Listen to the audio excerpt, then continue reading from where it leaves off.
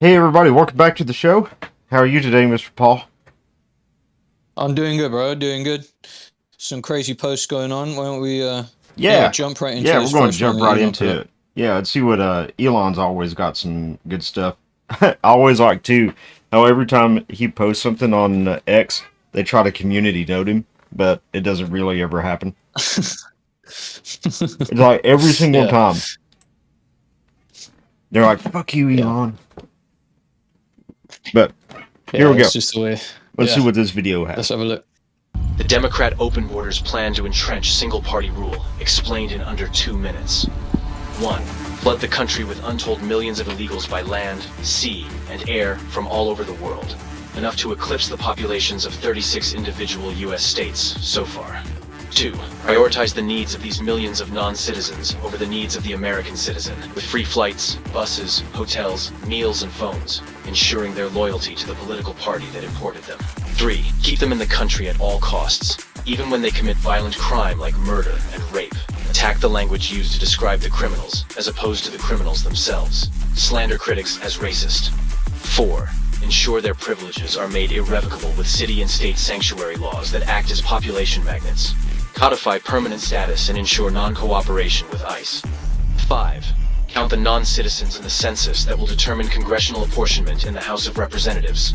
As of now, that would equal 13 extra congressional districts, a tremendous amount of electoral power. 6. Wage a massive, heavily funded lawfare campaign to change state voting laws that legalize mass mail-in ballots, no signature verification, and no proof of citizenship requirements, making it nearly impossible to prove voter fraud. 7.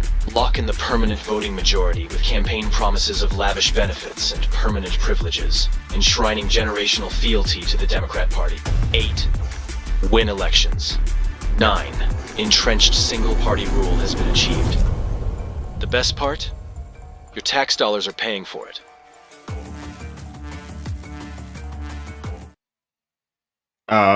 I think that's pretty powerful and spot on. Elon's got some pretty good points there. I'm sure that they're already trying to figure out ways to steal this All right. upcoming election. Yeah, I think totally. Well, that's what we're looking at there, isn't it? Like, I mean, yeah, it's enough to get anyone pretty fired up with how things are going and with Kamala coming in now. There's no real plan apart from reform. And what's that going to look like? What does Kamala really want? It begs a lot of She questions to be wants whatever asked. she's But told to want. yeah,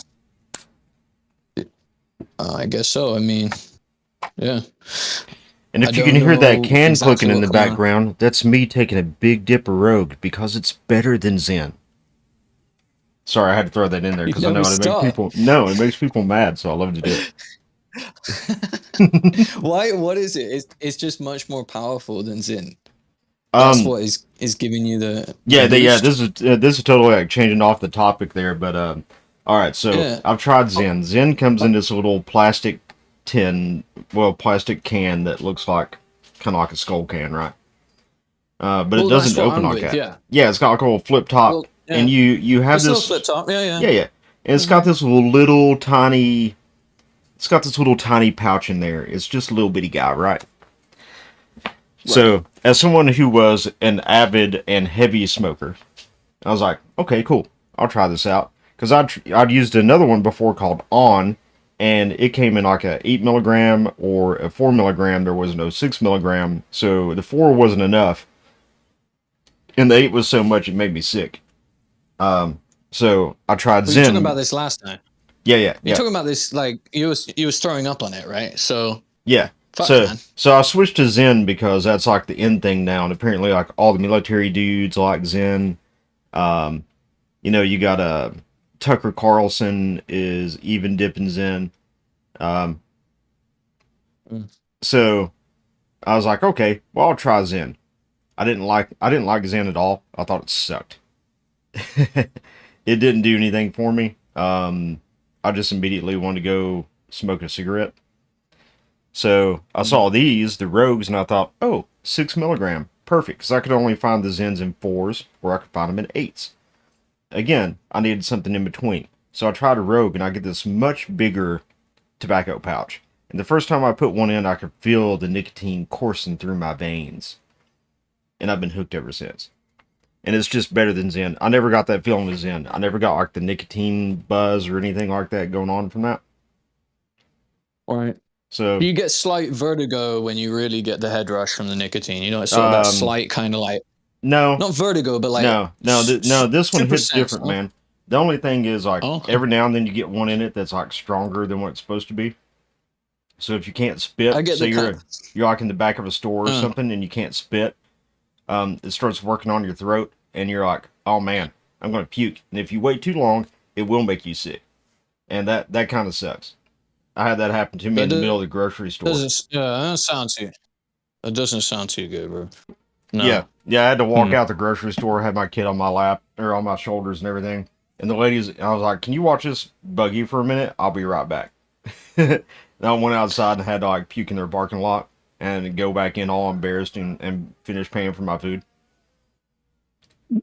It was a bad time. Share it all. Share it all. Okay. Yeah, Fuck, yeah. man. I haven't There done you go. any. That's pretty. Yeah.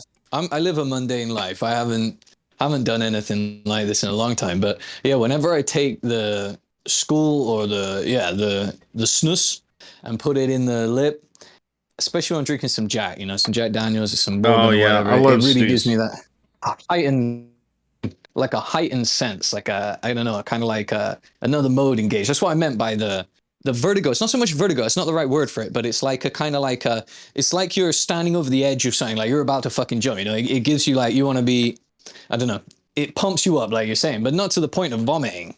Yeah, Nah, yeah, man. yeah. The snus has Fuck no. never I done mean, that to me, but it's a tobacco product, and I'm really trying to be tobacco yeah, there's free tobacco. because I've used tobacco products Mm, for so long.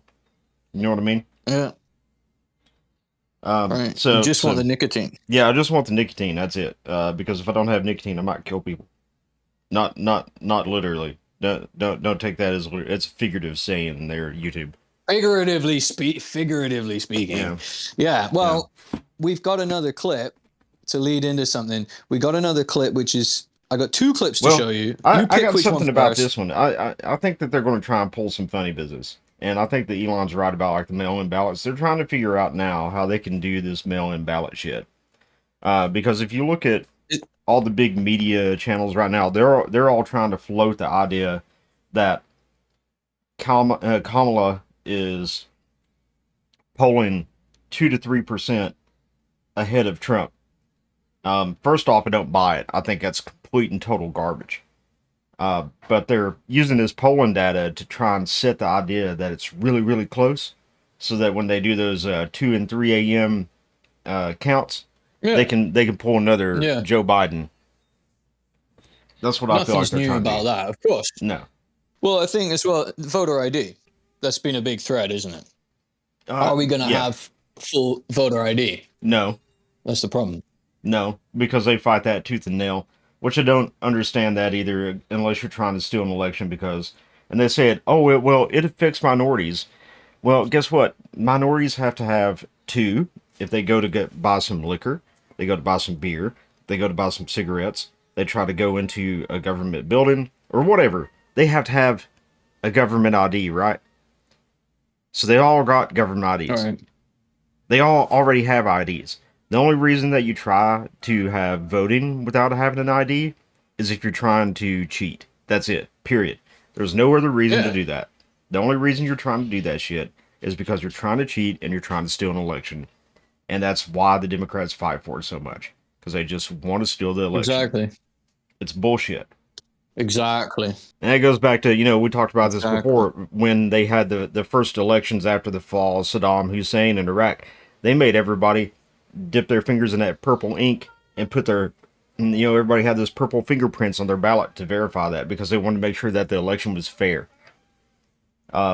But here, we don't worry about that. Oh, yeah, who are you? You can be whoever you want. It's Yeah. stupid. But anyway, let's go on to the Yeah. next clip, because I've ranted on that for enough. Everybody knows that I'm preaching to the choir. Oh, my favorite woman, Yeah. Valentina Gomez. I like her. Yeah. She just doesn't give a fuck. She just tells everybody exactly how it is. mocked. All these satanic and I will not let Jesus Christ be mocked. All the satanic and pedophile garbage in the Olympics, in our churches, and in our government will end when Christians and Catholics start fighting back. I will not turn the other cheek when defending Jesus Christ. And if this lands me in jail, then so be it. And screw your gay garbage. I'm coming for all of the pedophiles this flag represents. Bro, I hope this woman becomes the Missouri Secretary of State because she's based. Period. She's based. She has the balls to say what everybody else doesn't. And that's what I like about her.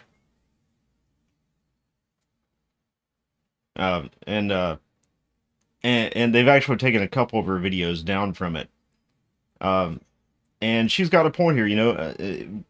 I think we might even played the Andrew Tate thing when he was talking about the Olympics. And one of the guys that he was debating in this video saying, well, as a Christian, I choose to turn the other cheek. But Christianity also teaches us that it doesn't teach you not to hate. It teaches you not to hate your neighbor and stuff like that. But it also teaches you to hate evil. We're supposed to hate evil and point it out for exactly what it is, not just ignore it. So yeah, I am, and everybody's saying, oh, well, these Christians are just being snowflakes and all this. Well, no, they're not being snowflakes. The Olympics literally put on an entire show mocking Christianity, and they wouldn't do that to Judaism. They damn sure wouldn't do that to Islam. So it's only Christians that get targeted in this. And think about how many nations are Christian nations that are represented at the Olympics. And they're watching this, and they literally had a golden calf. A golden calf. They literally had the white horse. Yeah. The pale horse, sorry. Yeah, they had the pale horse walked it down of the apocalypse. with every nation's flag behind. And, these blackouts and everything that are this, and what it is like you said, it's sabotage that's going on in Paris right now for the Olympics. Good on them for doing that. Because not only was this a mockery of the Christian faith, but it was really an embarrassment for France as a nation. They are a joke. And they were made a joke on the world stage. But Macron doesn't think so. He's quite a fool. adamant that this is... Yeah. He's a fool. But, I mean, I'm not debating that. I don't agree with any of the leadership over there in the style of it. In what's going on, there's obviously some kind of cryptic message there that possibly we're on the brink of a new era of death and war and stuff, and all the nations leading into it with the pale horse symbology of that. They had the wings as part of the presentation. There was a lot of things in there, so when she walked forward, there was a visual illusion, or the picture came together of the whole performance, everyone with the flags, with this horse coming forward, the pale horse. Yeah, Revelations, end of days. So yeah, it's an ominous presentation. That's what they wanted us to see. Like we've been going over this thing. It wasn't a freak occurrence. It wasn't like it wasn't planned. It was choreographed. It was put together for this. I saw the Olympic Committee was even backing this up. They apparently thought it was a great show. Different minds. I can't see. Different mindsets. I liked Beyonce's thing. I thought that was actually quite tasteful, considering generally what is often has been at some, halftime shows, that kind of thing. It was good because it was for the Olympics, wasn't it? It was patriotic. It wasn't anything other than about USA. And that was cool. But the French one, even I think it shocked French nationals as well. I think it shocked Europeans to see that. What was going on? This Smurf guy, I think it has. It's definitely shocked the majority that the minority has made this thing, which they believe is all inclusive. There's nothing normal about men wearing suspenders. There's nothing normal about that. Why are we normalizing that? If they want to dress up as women, does it mean they have to wear suspenders outside? Like on the. Why is that the intro of showing our nation? Is women in drag? If Well, it's going men to in depict drag. the female form, men in drag. Yeah, if we're going to depict the female form, that's a complete perversion of nature, and it must be cast out. I think that's It a cannot huge be insult to allowed. women too. Yes. It's an insult to the family, it's an insult to women, it's an insult to tradition. And we have the sovereignty of every nation there, and they're just making fun of it, And this is off the back of knowing that we have the instability with Hamas, with the protests with Hamas, and then leadership coming back and kicking back and saying that that's not right, we can't support Hamas. So it seems to be a huge confusion over what issues to support and where people are going and what is correct. And I'm not sure if the leadership is really in touch with the people The of each leadership nation. is not in touch with the people. The leadership of the entirety of the leadership of the West is not in touch with the people. They think that they know better than us, that they are better than us, and they need to guide us into this utopia, which is really a dystopia. That's what it really is. And they're just a bunch of I mean, crazies drunk on power, and they're living in their own little bubbles, and they have no idea what the real world is like. I mean, we went to the store today, man. I got food for like 2 days and a couple other odds and ends and stuff that we needed, and it was over $200. yeah, inflation's killing, man. It's crazy. Yeah, I believe it. And don't forget about the gas. The gas price is also astronomical. Yeah. Yeah, and that makes goods and everything that much more expensive. Of course, they don't count any of that really when they're talking about inflation. If they did, the inflation percentages would be much, much higher. That's why I prefer to look at the consumer purchasing index to really get an idea of where the inflation is at, to Commodities. look at market data. Yeah. And see, where the purchasing index is there and whether people can actually afford to buy stuff. No, And I they think at the can't. moment it's pretty clear to see, yeah, can't afford to Vehicle live like this. So if it repossessions are at an all-time high. Credit card yeah, usage in the United States is at an all-time high. So load up the next how do clip. you figure the economy is doing good? Because it's not. It's Well, garbage. look at the next clip. Look at what I'm about to show you. This is what they're leading everyone into. Zero media coverage. Is It was this the one posted from an In hour Woke ago. or retweet of And In Wokeness? wokeness. Yeah. Yeah. There's something going on in Philly right now.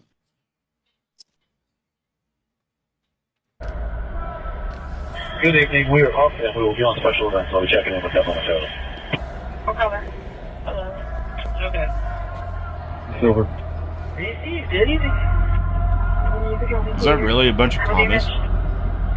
It is. That's what's going on, yeah. That's what's going on. 14. Farming priority. Good evening. We are off and we will be. It's amazing how communism just refuses to die, and how every new generation of young people, there's this mass of them that somehow think that communism is going to work this time, and that everybody else just didn't do it right. And I don't get it, Big Dan.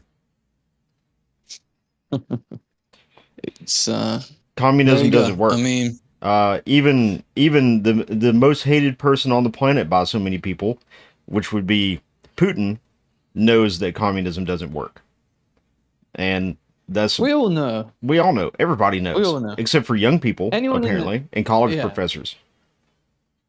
Anyone in the countryside knows, because communism equates to farming for free, or at least farming without a free market, without having that ability to really sell your goods, because you're going to be assigned something, or there's going to be like a central house where everything's processed. It doesn't matter what words you call it. It doesn't matter if it's a 2.0, is socialism now.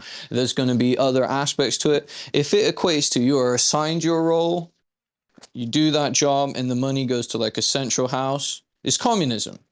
You're not really in part of a real free market. You're just having everything collected by a government and redistributed around. It's a distribution system. And pretty much all communism is disguised under some guise of that. And they'll bring it as a workers' revolution. remember, they rounded everyone up in Vietnam. They made them burn the money in the middle of the table and, in the middle of the living room or whatever at gunpoint. If you didn't burn your money, you were a traitor, you were killed. You weren't part of what was going on. And in return of that, you gave all the produce of your farm, to the, whatever they called it, the collection house. And then you were given something in return of that. So it's removing money from the equation. You do something for me and you get this in return. That is how our society, could be. It's feudalism. It's going right back. It's been given something for whatever, is dictated by the king. And that's really what that's the really system the is. base of communism, isn't it? Yeah. There's going to be a chairman, shall we say, or whatever they call him nowadays. Who's a There'll lord? be a chairman, a president, a lord, basically. And you're all his subjects. He may arm you. He may allow you to defend the cause, but it's all going to be part of defending this system, which is giving you back and you're giving to it, and it gives you everything, and you don't have no choice of getting out of it. Now, some people may say capitalism is very similar. You have no choice of getting out of it. But the point of capitalism is you have a choice. You can choose where you want to work. You can choose to open a business. You can choose to move around. You have that opportunity. It opens opportunity. You have both sides of the coin. And yeah, you may fall flat on your face. But if you don't have that, you'll never have the inverse. So, if you're going to have this fake economy where you're allocated, okay, you grow rice, you grow wheat, something very, very simple. You have to follow along these lines. It doesn't allow any room for the technical innovations that have brought about the age that we're living in now. I don't think that could flourish under a communist regime because people would just be far too hungry. They're just trying to, get along with what's allocated. And I don't think it really allows for any room for a lot of entertainment or a lot of fun other than, basically everyone's grinding away and marching to the same tune and sort of becoming a number. And I guess, yeah, they have fun in communist regimes. I don't know. They have entertainment and stuff, right? In the commie land of China. Let's not forget they are state level communists. Well, here's the thing about China that stuff. people misunderstand. There's a big misconception when it comes to China. So Go on. before the British relinquished control of Hong Kong to the Chinese, the Chinese economy was shit. It was garbage. It sucked. Everything in China sucked. And when Hong Kong was turned over to the Chinese government, they came in there and they looked at Hong Kong and they were like, "Oh my God, look at this," because of what it was. Capitalism built Hong Kong. And, Hong Kong dollar. Yeah. And what the Chinese did is they said, "You know what? This is a great idea. This is what we can do. We can have our communist government, but we'll have a free market economy. We'll have a capitalist economy." And that's what they did. Quasi. Quasi. There is a lot of state-sponsored companies and stuff like that, but they allow enough free market in their economy to have a flourishing middle class. And that helps them to maintain control. If you're selected and you're allowed to go up into the higher echelon, you're allowed to go in there. But remember, they're not trading or paying with a currency that you can trade on the foreign exchange. It's actually illegal for the foreigner to hold the currency that they're using domestically. Right. So they have the Chinese yuan, right? And then they have the renminbi. So it's quite a similar system to something like that happened out in West Virginia that happened years ago of the corporation paying their coupon, paying their coin, Script. Which can't be used anywhere else. Yeah. Paying with script. It's the same system. So they're getting paid that domestically. And remember, it's all tied in. They have a company car, they'll have company dental, they'll have company whatever, accommodation, insurance, etc., pension. And the fact that that's is so true is that you can see they do these really low cost tours. Well, who's paying for it all? It's all being paid by some fund that they're all tied into. They can't leave the group because they don't have money like normal people. They have to be part of this collective group. And if you've ever bumped into that, I don't know if you've ever seen them walking around with the little flag up to lead the group around, if they stray off from the group, it might be a big problem because this guy, he doesn't have a penny to his name. He's just part of this, like what they call a $1 group, a $1 tour, which is, their factory is going on a tour. They live a pretty much a medium middle income life, but they don't have the freedoms of you. So you're very confusing for them. They can't understand that because, well, someone who reached to make enough money to call himself, in the middle class, he could choose. Well, he has options, right? But they're living a life without options, with the illusion of option. You don't have it. You're going to live in this skyscraper or that skyscraper.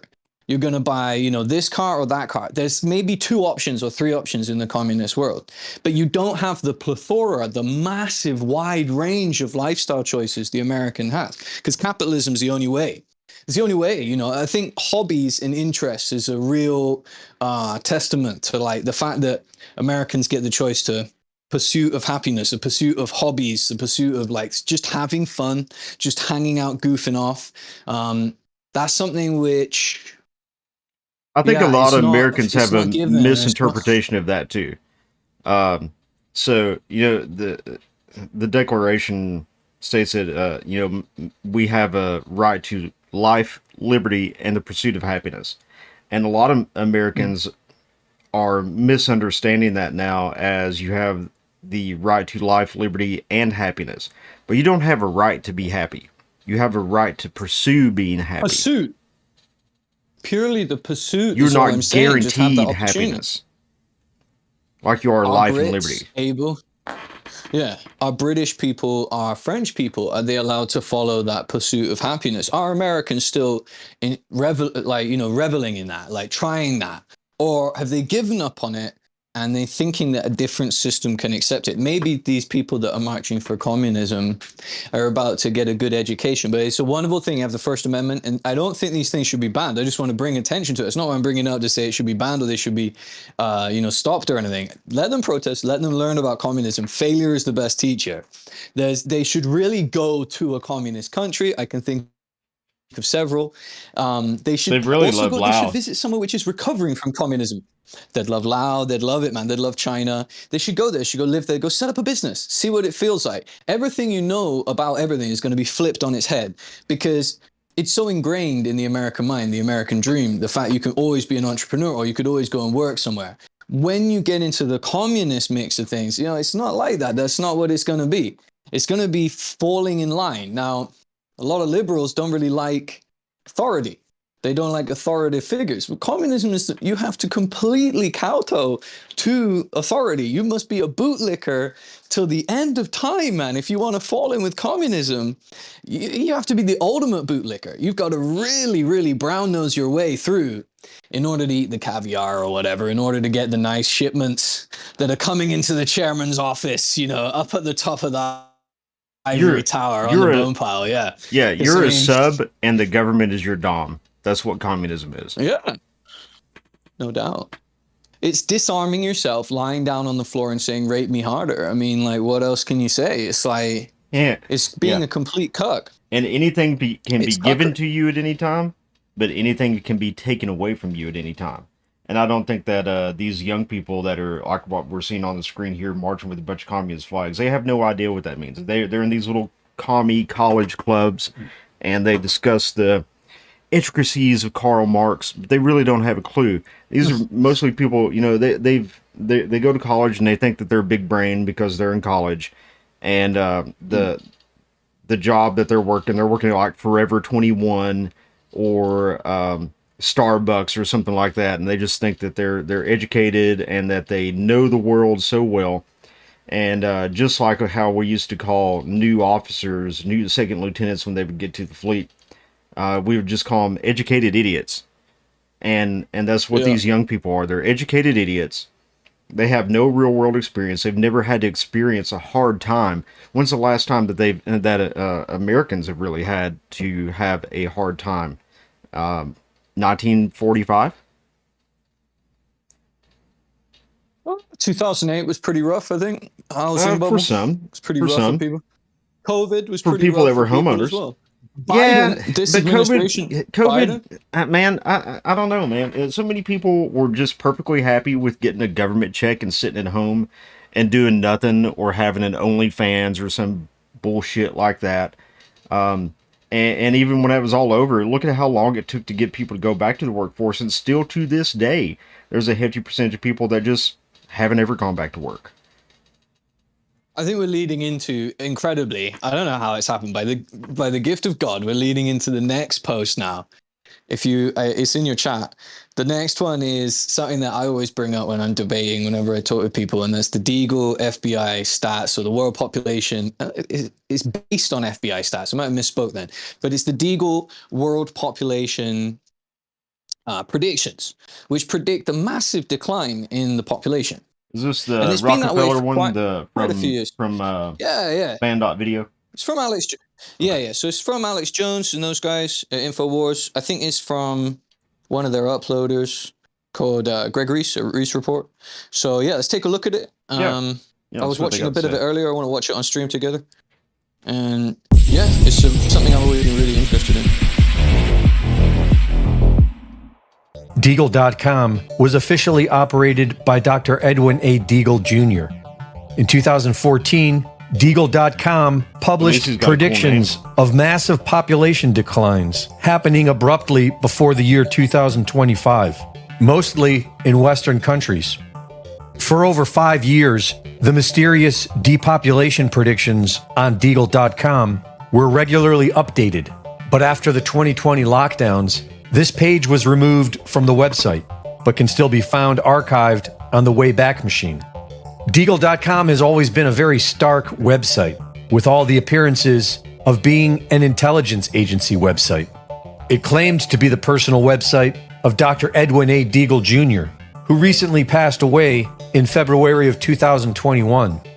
In their recent article, uncovering the CIA and Rockefeller Foundation's role in the depopulation forecast released by Deagle, the expose connects the dots that many of us have assumed existed. Declassified FOIA documents from the 1970s reveal Deagle's direct communication with Stansfield Turner, the director of the CIA at the time.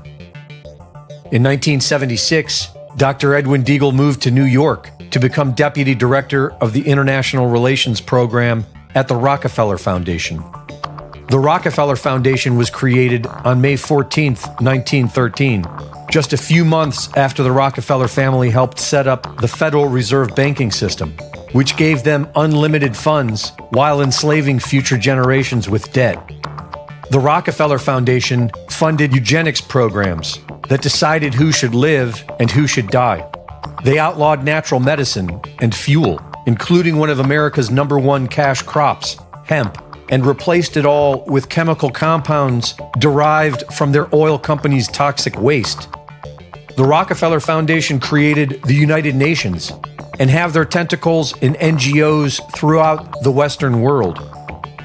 In 2019, they funded Event 201, the blueprint for the COVID lockdowns that were executed weeks later. Officially, we are told that Dr. Edwin A. Deagle Jr., a deputy director of the Rockefeller Foundation and an associate of the CIA, retired in 2005. The depopulation forecast was published in 2014. The Deagle.com forecast predicted that by the year 2025, the UK would see its population decline by 77%. Ireland would see its decline by 72%. The United States by 68%. And Germany by 65%, while other countries, like Russia, are predicted to experience practically zero decline. And official data is now showing that the extreme Deagle.com predictions may be accurate. Official figures, which we can assume are rather conservative, are showing that government shutdowns and mandated deadly shots have caused staggering levels of excess death. According to official UK government data, the COVID-19 vaccines were the main cause of excess death. And the more shots you got, the more likely you were to die. Many are saying that over 20 million have died as a result of the COVID lockdowns and experimental shots. And while that number is historically epic in size, it still does not amount to what Deagle predicted by 2025. But we still have time. A 2014 letter that was published along with the depopulation forecast stated that they predict this decline because the collapse of the Western financial system will wipe out the standard of living of its population, and that the population will be hit so badly that the migration engine will start to work in reverse, leading to the demise of the United States. They wrote that, historically, a change in the economic paradigm has resulted in a death toll that is rarely highlighted by mainstream historians. With the end of the petrodollar and with the rise of resource-backed BRICS, the Federal Reserve's USD Ponzi scheme is likely at its end. And without factoring in a smart recovery plan, this would make Deagle's predictions a reality. Reporting for InfoWars, this is Greg Reese.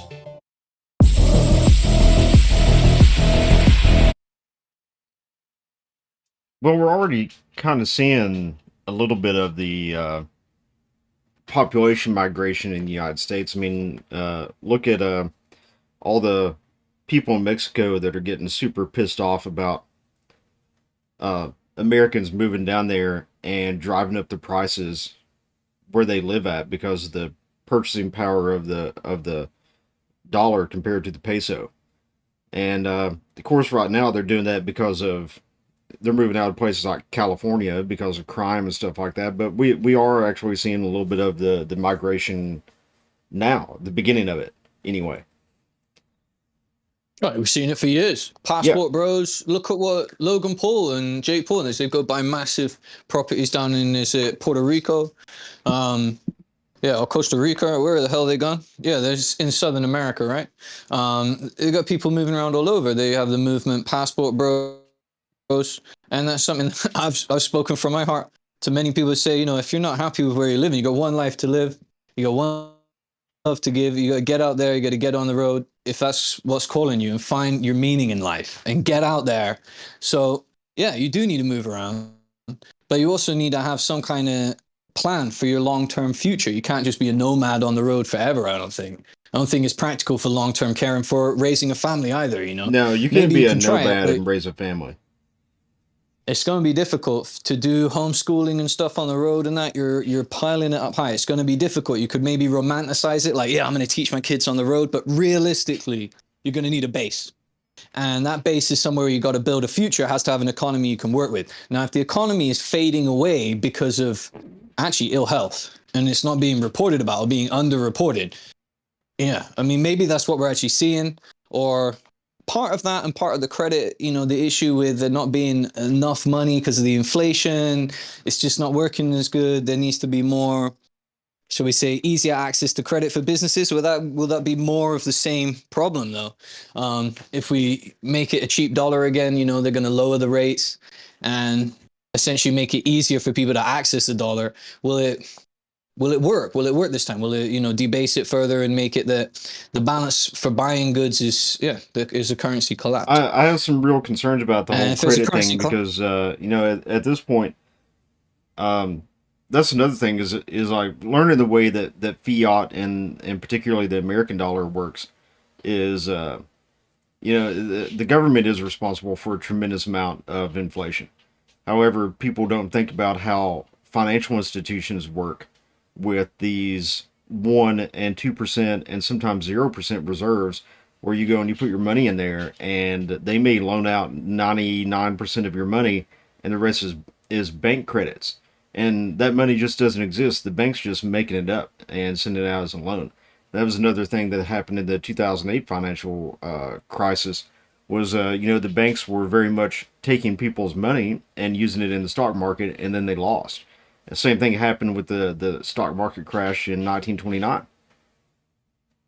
So we have to be real careful about that. Yeah, it's funny money. It's monopoly money. It's monopoly money. It's what the city likes to do, and they like to think they're smart about it because they use long words that you don't understand, that a farmer won't understand. At the end of the day, it's just abstraction of layers of going up in the tower. There is ultimately coffee being traded, avocados, sugar, something very different than what they're doing. But they're trading on a derivative. They're trading something else is going on. You understand? Once the merchants get hold of it, it becomes something else with paper. Now, that's beneficial. It also has a detriment if it's used in a way that, you need to have it to hedge against what you're doing. At the same time, if it's used to manipulate, to work it, game it, play it like a casino, it might benefit their fund, but the big picture is you get these bubbles, and especially like with what BlackRock's doing. Sorry. Yeah, BlackRock is buying up a lot of the property right now. Is it part of you will own nothing and be happy? They buy it all up, they become a big landlord, and then they give it all out through a universal credit system. If you had a few people gaming it, maybe that's what's going on. They decompartmentalize the whole like fiat thing into these cryptos. So all the wealth gets moved over into the cryptos, and then all of that eventually gets merged into either through an EMP or through some kind of system change. It's the interstitial step between having your hard currency, your cash, your assets. You then move it into the digital age. You stop touching paper so much; it becomes this thing in the cloud, in the air, and after that, it becomes like a token you're essentially given. We're just moving towards what we talked about with communism. We're just moving towards tokenization of just meaning that essentially if me and you are going to farm something, when we come to sell it, it's not going to be cash. We don't have a choice. It's like goes into a vending machine. Out comes the rate. And believe it or not, I think they program people right now with think, well, that's the way it needs to go. That's the way computers should be doing this for us. That's taking the thinking out of this. That's organizing it. Don't you see that someone's going to be admin? What if you fall out with the mod? What if you fall out with the admin of this system? The admin's the fucking government. You can't talk to them or anything. You're just growing up into it. Imagine a few generations down the line. That's what farming's become. That's what mechanics has become, service, whatever sector you work in. Electricians become, you get set this predefined rate. Yeah. And you're not paid in a cash, which you can trade. Like I'm saying, you don't have access to foreign exchange. You don't have access to a whole internet. It already exists. They already have that. It's more than getting like a VPN. Don't you think the internet would already be like that right now if it could be okay? If the Constitution didn't exist? Of course it would. It wouldn't, it wouldn't be a free and open internet where we can just say everything with the ability that we have in America. I really don't think so. I think even it would be much at this more point control. now, it's not a free and open internet anymore. It used to be, but it's very much restricted. It's pretty now. good. Well, we got, thank God we got Gab, we got X. To some extent, X is great. I don't know really how much freedom of speech is going to last. Let's see. Elon's saying a lot of stuff on here, and that's the trouble for the media. Having a free press is something that both sides of any political debate is got to want. It's just a definition, isn't it? I want a free press. Interpret what's allowed to be free. I also want an unbiased press. I want a press that actually wants to know answers. And that's the reason why places like X are flourishing so much, is because no one trusts the media anymore because they know that they're just biased.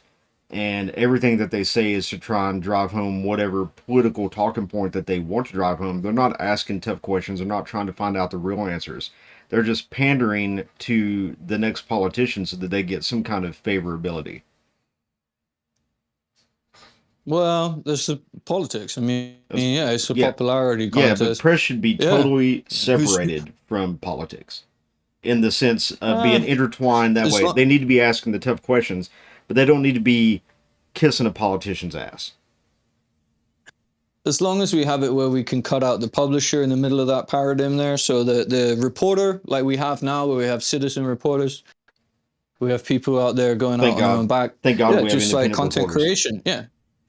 If we have that, then I think, and also have people who's dedicated to the cause of it, then we'll always have something. But we can't live in absolutes in life. There's going to be many like flavors of it because of people. That's just how they are. So there'll be always publications, I think. It's just part of human society. We won't ever have it so it's so straight and absolute that like people are unified to publish just the truth. There's always going to be their take on it, their bias, right? Like even with, I think everyone's guilty to it. It's just part of the human condition is that, you're always going to add your own spin on it a little bit, of how you saw it. And as long as that's like, you got your heart in the right place, that you want to see the same things as everyone agrees on. That's why it's important to be unified in that sense, to have a nation, to be unified under that. And when it's all splintered apart like this with completely different ideologies, people protesting for communism, leading with something that's negative to the replacement rate, to the birth rate. that's a Trojan horse, is it not? That's an invasion from the inside, because that's destabilizing us, and that's making it that, well, yeah, the family, we talked about it many times. The family's under attack. The family's been broken apart. Yeah, I mean, that goes back to the And Olympics right there. I think that, they're trying to destabilize that with this whole um, trans agenda thing, and they're not happy about it because people are finally getting sick of it and they're having enough of it. And they're just saying, please cool it down a little bit. And they're like, no, no, no, I'm going to force feed you some more of it. yeah, because they're so giddy, drunk on like this thrill of finally having this essentially be normalized and be allowed. Um, but is it? Is it really? Let's see how that really swallows. Is it really going to work out like No. that? They thought they had everything, with COVID-19. I mean, they thought everything with that. We see it's always, again, various blends of like how effective it was. Did people take their shots? What shots did they take? How they lived their life? Yeah, if you're more aware and you're more resilient, then they can't get to you. But other people are like double maskers, triple maskers, and no disrespect if you decided to wear a mask or whatever. I hope it works for you, whatever. Stay healthy. But I never wore one. I don't, I only I wear never one wore if they one. tell me you absolutely have to have one, and they The- force me to put it on. Yeah. The The only time I ever wore yeah. one is when I would need to go to the store, and I would walk in Yeah. without it, and some employee would come up and say, "Sir, if you don't put your mask on, you're going to have to leave." Well, that's fine, but there's same. things in here that I Yeah. need, so I'll slap a stupid thing on for a few minutes, and then I'll get out of there. And as soon as I get out the door, I'm yanked off my face. I'm not driving down the road. I still see people to this day walking around with paper masks on their face. And I really just want to go up to these people at this point and say, can you smell fart through that? Because if you can, Yeah. it's not blocking that virus. Some people are fucked. Some people are fucked up from it though. They have to wear it now. They're sensitive. That's what I found out the other day. I was speaking to a guy the other day. He wears one, and he has to because he's fucked up from it, from all the booster shots. He has a compromised immune now. It's like he's living Yeah, with that's AIDS. pretty But common. they're being tilted now to believe that that's just like a world they're living in. Like Long there's enough COVID. media out there now. Yeah, there's enough of a reasoning out there to really make someone believe all of that stuff. And you can't question it. You just sound like a madman. You're not allowed to question it in that. But when you really drill down to it, you see that they only recommend like 15-minute usage of these masks. They don't recommend wearing them for long, extended periods of time because it prevents respiration. It prevents the It amount of decreases the oxygen you can oxygen intake. intake. Yeah. Yeah. And it also increases when you exhale, you're exhaling. Everything is building up inside of the mask there. Of course, it's going to vent out of the sides, but you're essentially sitting with this, like, everything venting into this area just in front of your mouth. So then you breathe it in again. It's bullshit. It's like living in a very cramped little room, living in a pod, which is, well, yeah, some of the world is already living in these little travel pods. It's They want bad to put for your mind kids. in a pod, put your face. Oh, it's terrible for kids. It's destroying kids' development, cerebral development. I think interpersonal skills, looking at someone's face is very important for the development of the mind. And yeah, understanding emotional development is very important for a young age. They look at their parents' face to see if you approve or you disapprove. My son always checks with me, does he approve of this? If he couldn't see my face for that whole time, you know what I mean? Like, it's not so important, I don't think, for a podcast or something, or the radio. I just want to listen to the speaker speak. But Well, when it's I'm different when you're an interpersonal with adult, someone, too. right, To a point. To a right, point. Now, my big thing with the mask was the kids was number one. But the second thing is it creates this disassociation with people. You no longer see yeah, them as people. You just see eyes coming at you. And it makes people subliminally over time. It can make people think that, well, these aren't people because I can't see a whole face. It's one of those things that goes on in the core of our minds that we're not even thinking about. And it's real disassociation with humanity. And that's another problem. And I get really I get really frustrated when I see people out in public with masks still on. I'm like, oh look, there's a real believer, mm, And there was a lot of things that happened during COVID that I thought were just really terrible for humanity as a whole, and things that should never happen. Should all right. never happen. Next clip. We got the next clip here is an idea, something which, if you check your messages there, it's an idea, something which, yeah, I have always promoted is building your own retirement, not looking on the 401k system too much, not resting back on that too much, and having your own means to an end when it comes to, yeah, making your pension work for you, having some kind of security. So let's have a look at this. Tell me everything's okay. In my mind, I'm running around a cold and empty space.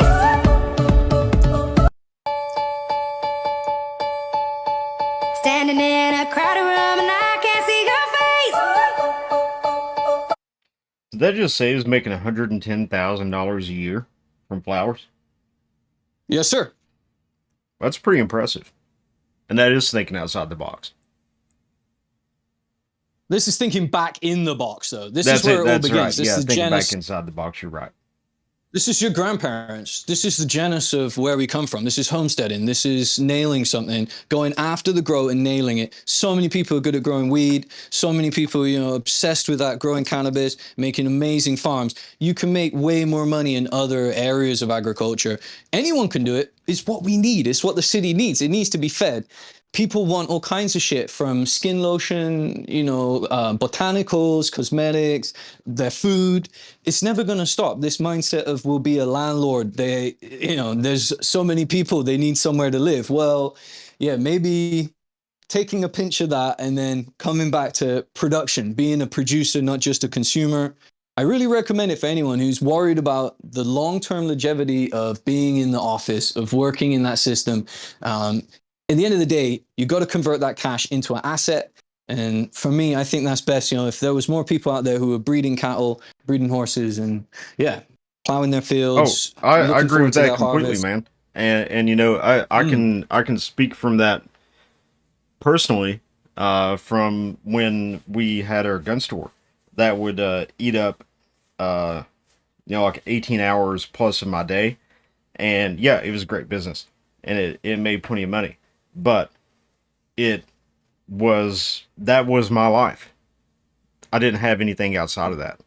And now that I'm not doing that, I'm working on the farm and I'm going out there and doing stuff with these horses every day, and I'm transforming the land into what I want it to be in. I have found a lot more happiness by doing that, even though I'm making a fraction of the income that I used to. Money certainly does not buy happiness. No, sir. Yeah, that's right. Money can't buy happiness. So when I walked away from adult, all of the money there, blocked millionaires, when you do that and turn your back on it, turn back to Christ, it feels great the next morning. It's something you can't buy, I'm finally done. I'm away from that fucking shit. And you'd probably think I'm insane, anyone who has that kind of money in webcam business, in those kind of fields, why the fuck would you turn your back on it? I was a young man. I had a lot of cash built up in it. And I just decided it doesn't work for me. It's not like long-term. I can't look in my son's eyes. And I wasn't even a father then yet, but I knew it was just weird. It was weird. The whole industry, like hanging out with people in adult, they're weirdos, And now I see it mass spread. Everyone's got an OnlyFans. Everyone's got it on display. And for me personally, I always felt like a great deal of shame about admitting to people, I come from working in adult.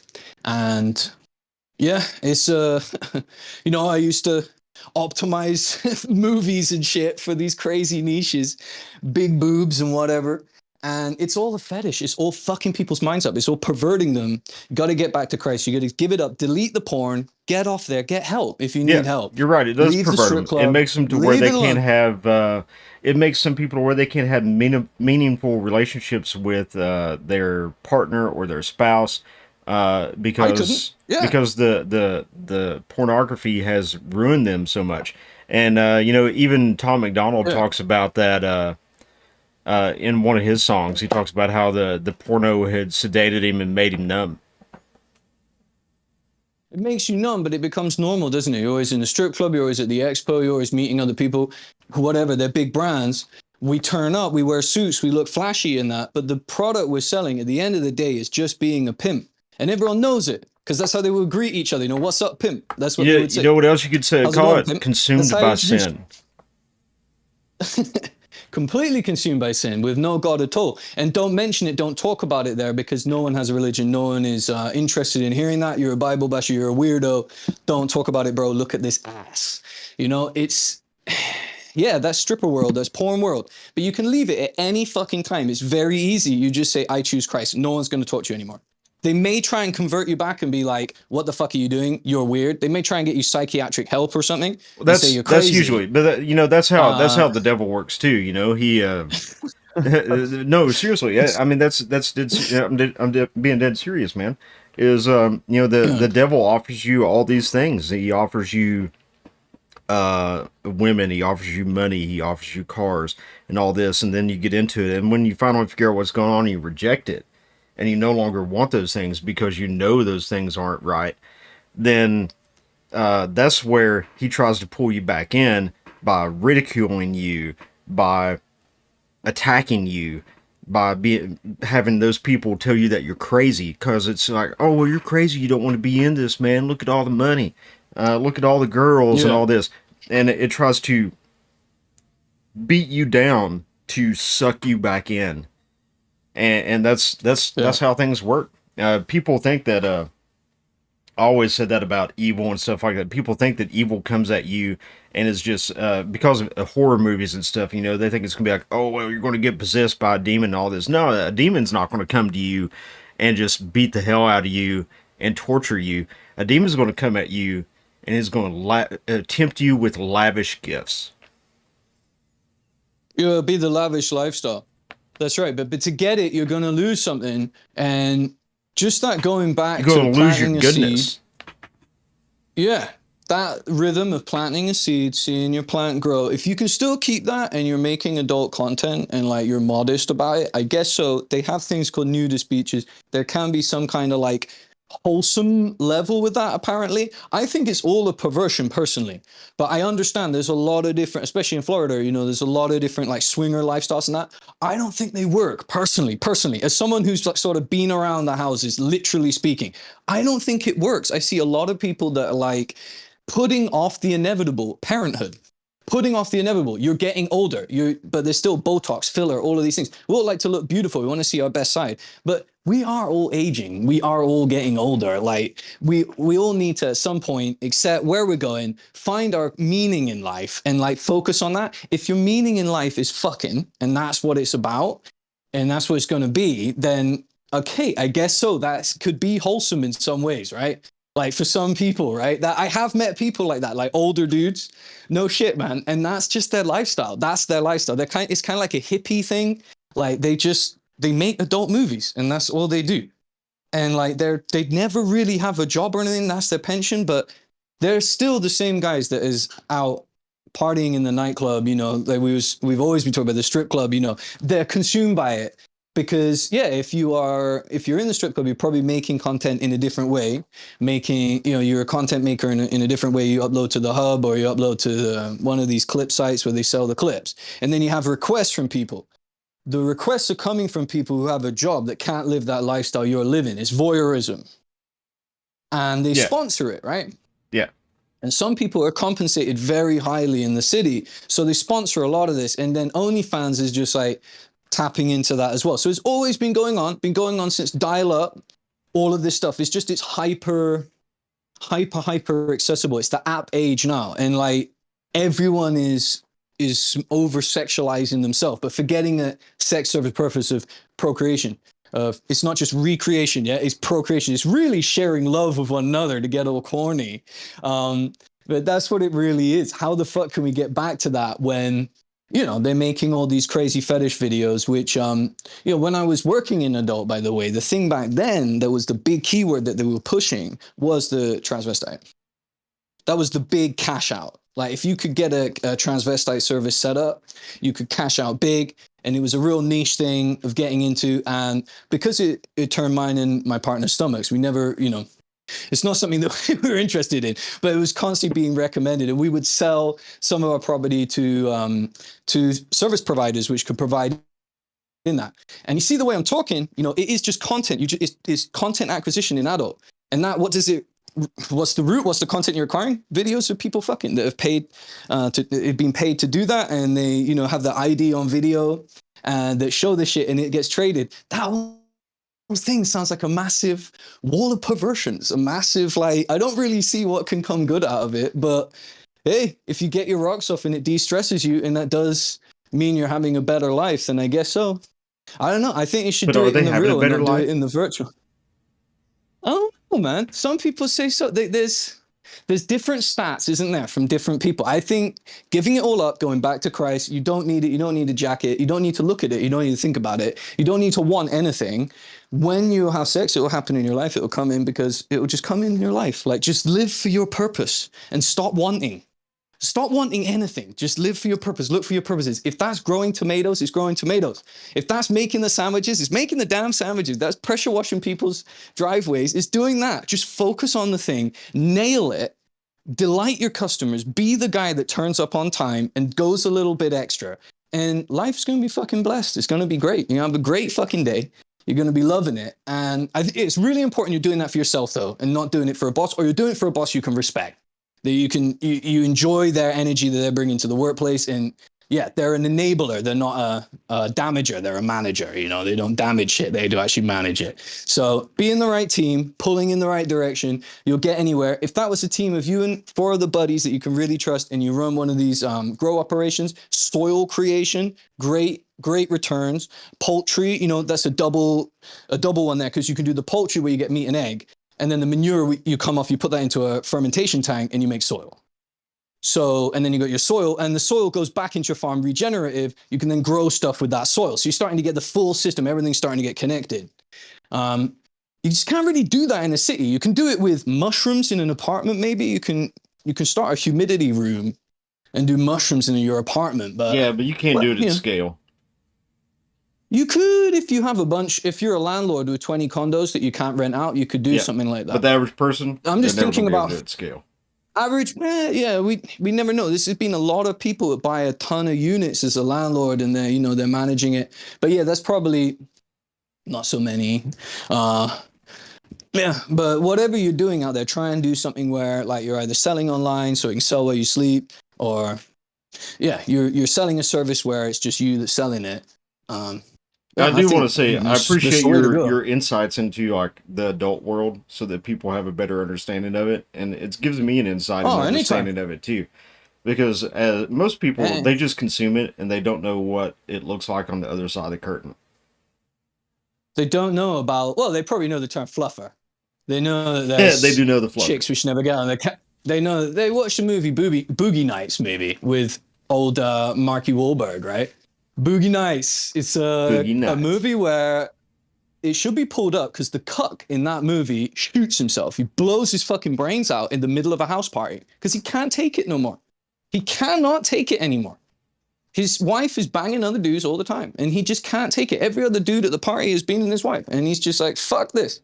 And he just walks in the house party. I think he picks up a 1911 or something like that, or a little oil gun. Can't remember the movie exactly. But the movie shows the arc of a porn producer, of an adult producer, and the dizzying heights. The crazy lifestyle, you know.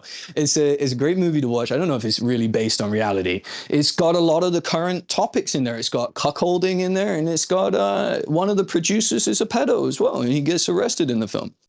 And there's probably, I didn't never encounter that. We locked up tons of pedos. We had the software to, monitor, because we was doing user generated content. So if they ever searched for anything, it would monitor their IP, it would track them, that you always work with law enforcement on these things. And yeah, can say I was responsible for, reporting thousands and thousands of IP addresses to Interpol, to FBI, and of course they acted upon them, and that helped in cleaning this shit up.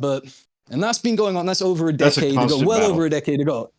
It's a constant battle. Right now, we have way better tools for tracking and tracing people. It's always been... Yeah, but they also have way better tools for hiding themselves, too. Right? That was... Back when I was working in adult, there was no... Twitter was there, but there was no Snapchat or anything. People would use a Nokia N95. Would be the main... that's what the businessmen were using. The iPhone was just coming out, to give you an idea of time period of when I was working in adult, yeah. So. Oh, I remember the first iPhone. I remember seeing one for the first time and being mind blown. I But remember being actually at an adult convention and tapping on it, and the guy was like, "You are such a fucking caveman, you know. That's not how you use it, you know. He's like, you use it, be gentle with it." yeah, They yeah, would but have we these didn't know better, open man. bars. We didn't know better because everything we had before that had I didn't. buttons. You had to, press the button. Well, I'd used a touchscreen before that from LG or something. It was like an off-brand one Oh yeah, before the yeah. iPhone was more I had a prevalent. garbage LG touch phone too. It was awful. It was one of those. It's I don't even remember what it was trash. called. It had the QWERTY keyboard, and you like slid the top of it out, and you could type your text message with the QWERTY keyboard. I do miss the I QWERTY had like keyboard though. Having the physical keyboard, that was yeah. nice. The Nokia N95 with the keyboard for me was kind of like that was it. And then they had it for a long time with the BlackBerry, right? And then finally everyone just consumed it. I do miss Blackberries. But yeah, went for a walk down memory lane there. Well, let's take a look at the next post here. It's Yeah, from man. Jojo from Jers, our favorite commenter. We love. It is from Jojo from Jers, right? I didn't read that wrong. No, it's somebody. yeah, Somebody posted this in I think response to JoJo from Jers. So they're talking about the ammo sizes. Yeah, And this is yeah. a common thread. It says, I found this Full-grown which men- compares different ammunition sizes versus the size of a quarter. It's exceedingly difficult for me to believe a 5.56 round could hit someone's ear and only cause a tiny cut that healed in 2 weeks. So, as we know, everybody online is a certified ballistics expert. He thinks, Ryan, that the cartridge size is the grain, is the whole actual projectile. I believe that was what I thought he was showing. He thinks that the whole cartridge is just a common thing. They think the entire cartridge is what is propelled. Yeah, that's pretty common among people that know nothing about guns and in the media too. And I remember, I think it was a couple of years back when the Mexican military arrested one of the big cartel members, or was trying to, and they had literally a miniature urban war in one of their cities, and I think it was CNN or somebody. I don't quote me on CNN, but they seem like the likely suspect for this. Said that a round had impacted this tin wall that they were hiding behind, and it was the entire cartridge, case, projectile, everything like hanging out of this thing. They're like, oh yeah, that's exactly what hit it. A lot of these people have no idea that the projectile is the only thing that exits. And if you're looking at that 5.56 cartridge on there, I'm sure I'm preaching to the choir with our listeners, but where the neck ends right there is about where the projectile stops. So it's not that big. And you're also talking about something that's going 3,000 feet per second. Bullets have to have mass in order to fragment, yaw, and tumble. Now, for anybody out there, I want you to go up and grab your ear right now and tell me, is there a lot of mass there? There's not enough meat there for a bullet to fragment. So yes, a 5.56 bullet going through someone's ear is not going to cause catastrophic damage. It's not going to blow half their head off. Depending on where it hits you exactly in the ear, it could leave a hole or it can make a nasty gash, but it's not going to take your fucking ear off. That's insane. It's stupid. It's really stupid. It's just lack of general knowledge. I think he doesn't know. He thinks that it's the whole cartridge that flies through the air. Yeah, There's people out there too.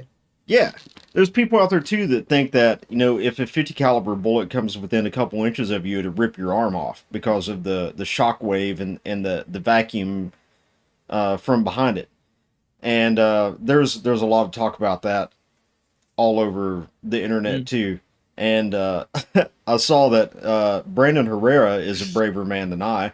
He's actually going to, if he follows through with it, which I believe he will, he's going to let someone shoot at him close with a 50 BMG just to prove that is not real. That doesn't happen. That's some big old balls. His insurance is going to be loving that. Yeah. I bet he's yeah, they're probably like, we'll mentioning cancel that. on your policy. Wow. Yeah, that's crazy. What's he gonna do then? Just sit somewhere and have someone shoot a target like within, say, I'm not sure. what? I'm not A sure, but foot his or something. Fucking let's close. find his Twitter post. I'm sure it's still up here. That is wild. He's got some big nuts, man. Some big old kahunas. Yeah, if he does that, he's got some big balls. That's not the right one. Where are we going to? I don't know what I'm doing. I'm gonna have to shrink this back, and I'll make it big again so everybody can see it because I can't see anything. There we Right. go.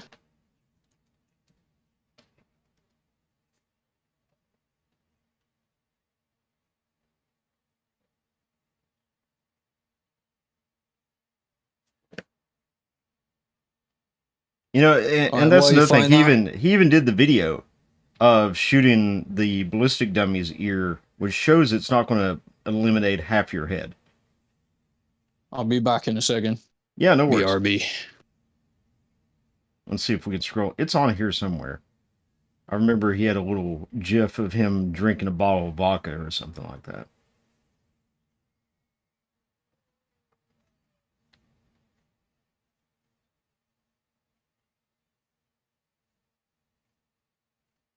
Well, where is it? It might be gone now.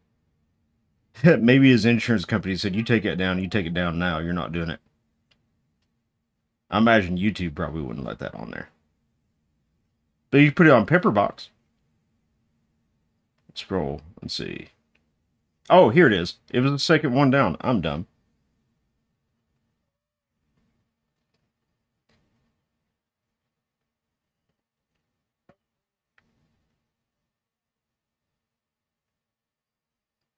All right, so Brandon Herrera says, if I see one more idiot say that 5.56 would have caused brain damage that close to Trump's head, I'm going to film a 50 BMG passing next to me and showing how the lethal shockwaves are a myth. The amount of people I've seen parrot this, no pun intended, blows my mind. And he's absolutely correct.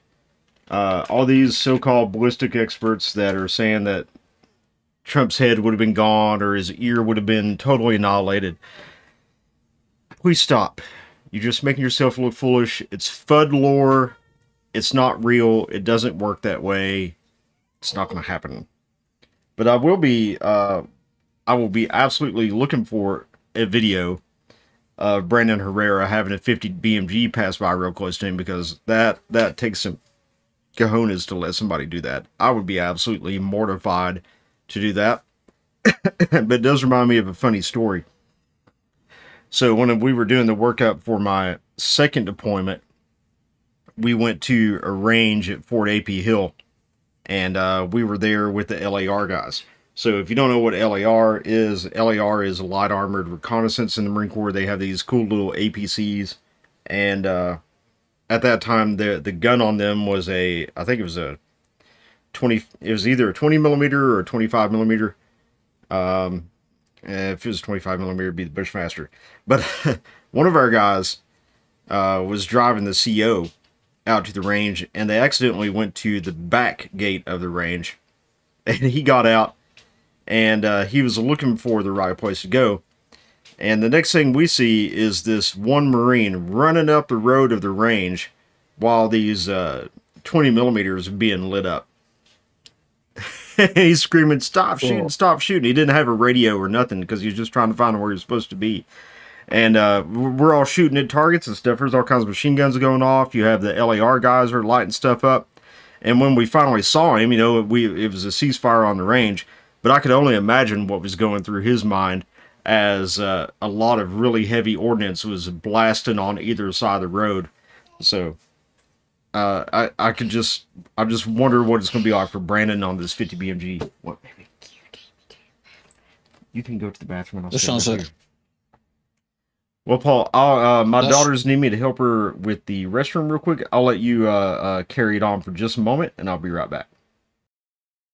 All right. Well, I just walked in on the end of that, so I don't really know what he was saying. But Brandon's going down that route, yeah, of trying to defend himself from a BMG, from the shockwaves.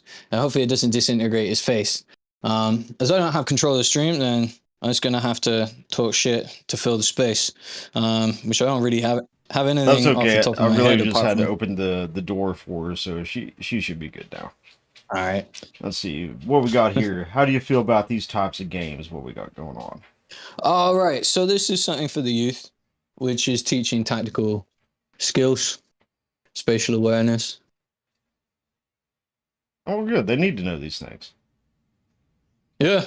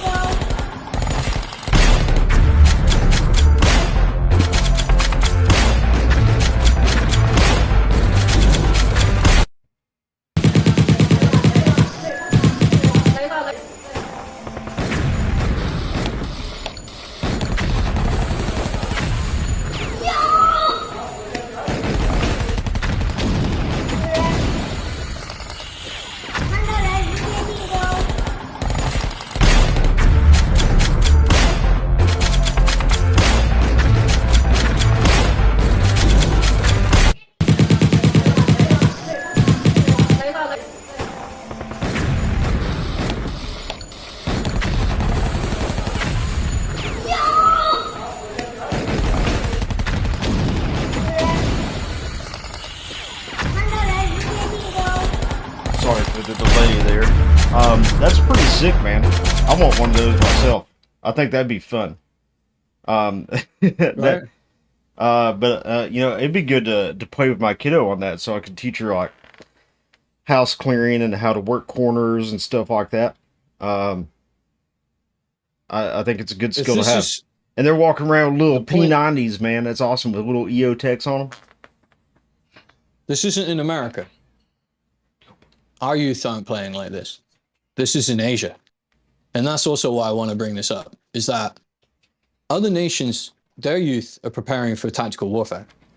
What are our youth doing? Changing their sex? Sitting around on Discord? Yeah, you're exactly Right? right, man. They're not doing anything. Let's get real. Let's get fucking real. Let's wake up here, yeah? This is what's going on over there. Wake the fuck up. The kids are being trained for tactical usage, tactical deployment in an urban environment with a smartphone assisted game. And they're Of a going to know real how to life do it. battle round. And they're Don't going to think know for a how to second. do warfare. They're going to know how to do urban combat.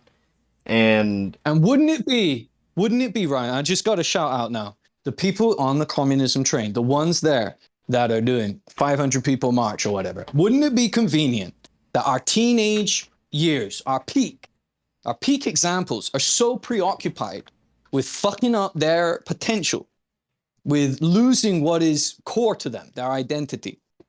By losing all that, being put in a quandary and not knowing which direction to go, wouldn't that be the perfect thing if your team wasn't as good? If you knew the capability of the army you're going up against, if you knew that 10,000 have died to 1,000 before, you would have to have some kind of thing inside your brain, because you're in a psychological disadvantage if you're going to come and attack this nation. You're at a psychological disadvantage for sure. So you want to train the youth up, right? And make the youth on the other side, on our side, weaker and untrained, so that it's an easier engagement. Because, yeah, I mean, they are at a complete, it's a technical, it's a psychological disadvantage. You would have to be fucking insane to think that you can come up against it, but they're going to have to do it right to roll through in order to proceed. Whatever it is a world domination plan or some kind of expansion plan, whenever it comes through. They say we're close to World War III. well, I think that's Maybe it's not a a world war. cornerstone of the Chinese plan is to weaken America internally as much as possible, while training their kids as much as possible to be strong and like we used to be and prepared for warfare. Their social apps do not allow any of the shit that we have that people are stuck to, the social apps have it coded into. Like with us, we have a usage restriction or screen time and stuff like this and parental control. At their level, it's a state level. It will not allow anything that's uneducational, that's considered detrimental to the youth to be shown. And they can only access the feed between certain prescribed hours. Now, this is fucking insane totalitarianism. We shouldn't copy it, but we should be aware of what kind of system lies out there. It's more than the Great Firewall. What the purpose it's a that complete it's serving control. is. Yeah, it's for a complete mind control of ensuring that there's literally no distractions. You're just looking on educational stuff, on stuff that it enriches your cultural identity, your patriotism, your loyalty to their nation, and prepares you for tactical warfare. Prepares you for And that's exactly life what of this is. conscription. I assume this is a video out of China. It's from an Asian nation. Let's say that. Let's just say that. All right, it's Okay. not from North Korea, but let's just say No, okay? it's definitely And not North Korea. Okay, let's just say that it's a trend over the whole of Asia, so people don't get too caught on what country is doing this or whatever. Yeah, I'm saying that that's pretty much all over Asia. It's a good look inside of the culture. Remember, like military conscription, like having to do it as part of your life that's commonplace all over Asia, and so and it's not in the West. So there's a huge army out there. And there's a huge reserve out there, which, yeah, compared to ours, they're having problem with recruitment numbers. We're having problems with, there's another video I can bring up of redefining what the drill instructor is going to do. There's quite a few videos of it. That's already over the so last few bad. years. I remember when they introduced, I wasn't in, obviously this is after my time of going through boot camp, but they introduced those stress cards.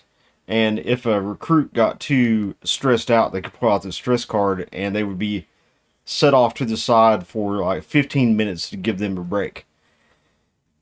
Do you think that in the middle of a war that you're going to be able to pull out your little red stress card and everyone's going to leave you alone for 15 minutes in the middle of a combat situation?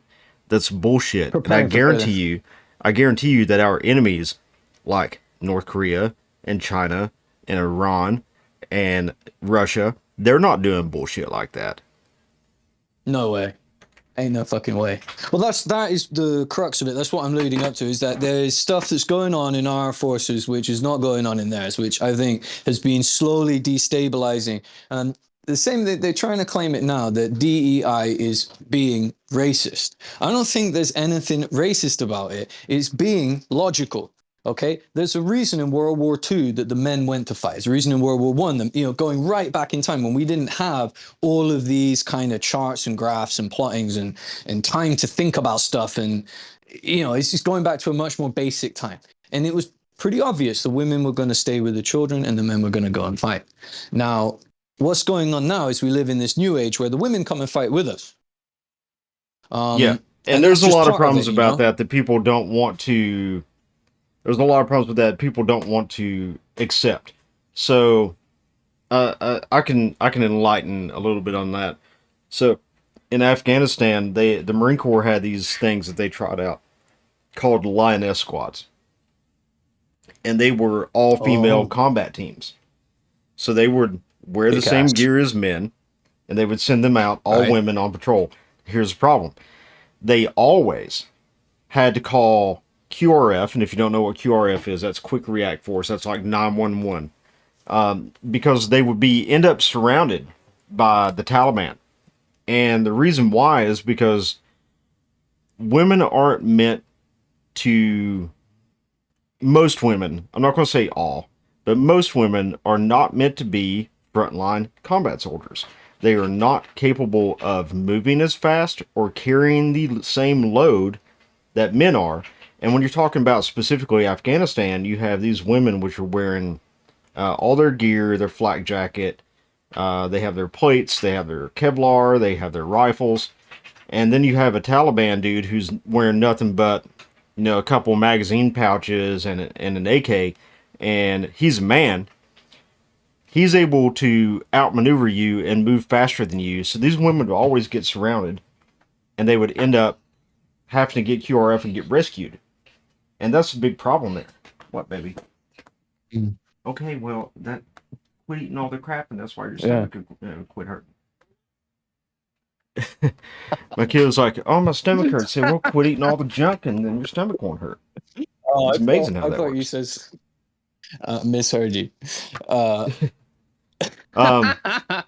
So yeah. And there's another thing that goes on too is that they don't talk about.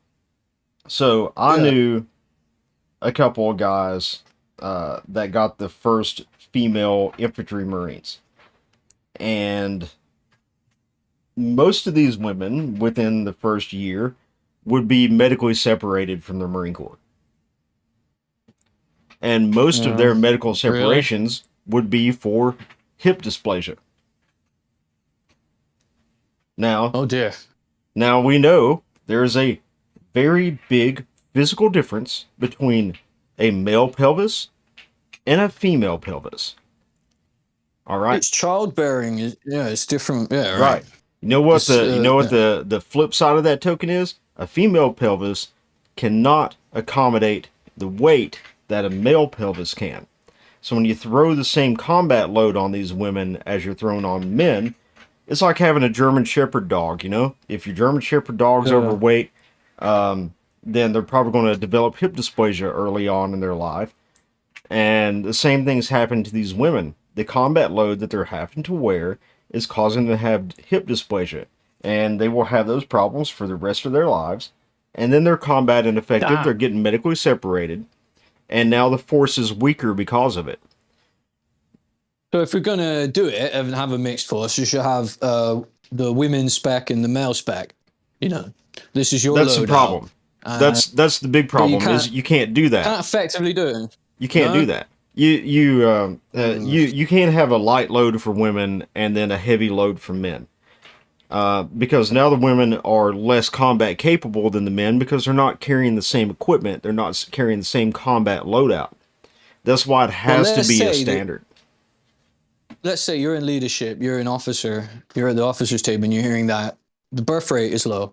We can't get enough recruits. We're going to have to prepare for a complete fuck up. SHTF, meaning we don't have any recruits. We don't have enough male recruits. So we've got to diversify the force and make it that we can accept and utilize everyone because, of course, you know, we've got to make use of all our resources. That's fine. And I'm not saying that women don't have a place in the military. Don't get me wrong.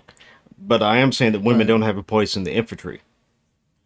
So if you need to diversify the force, bring more women in for these support roles where they don't have to carry these combat loads. Right. It can work where it can work, meaning that like where it's physically reasonable.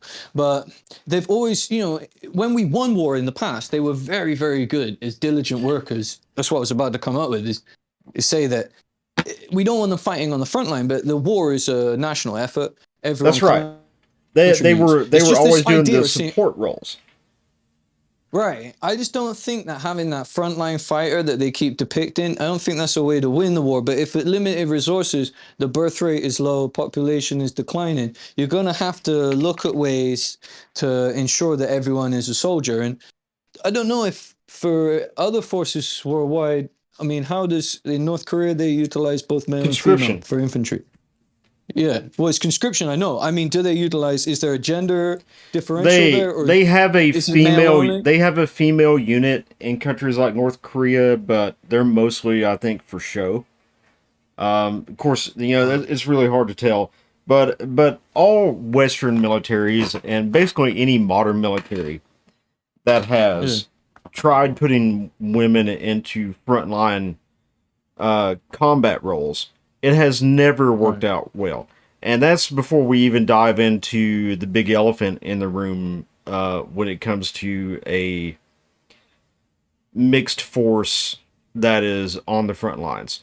Well, mixed force, period. The big elephant in the room when it comes to that is pregnancy.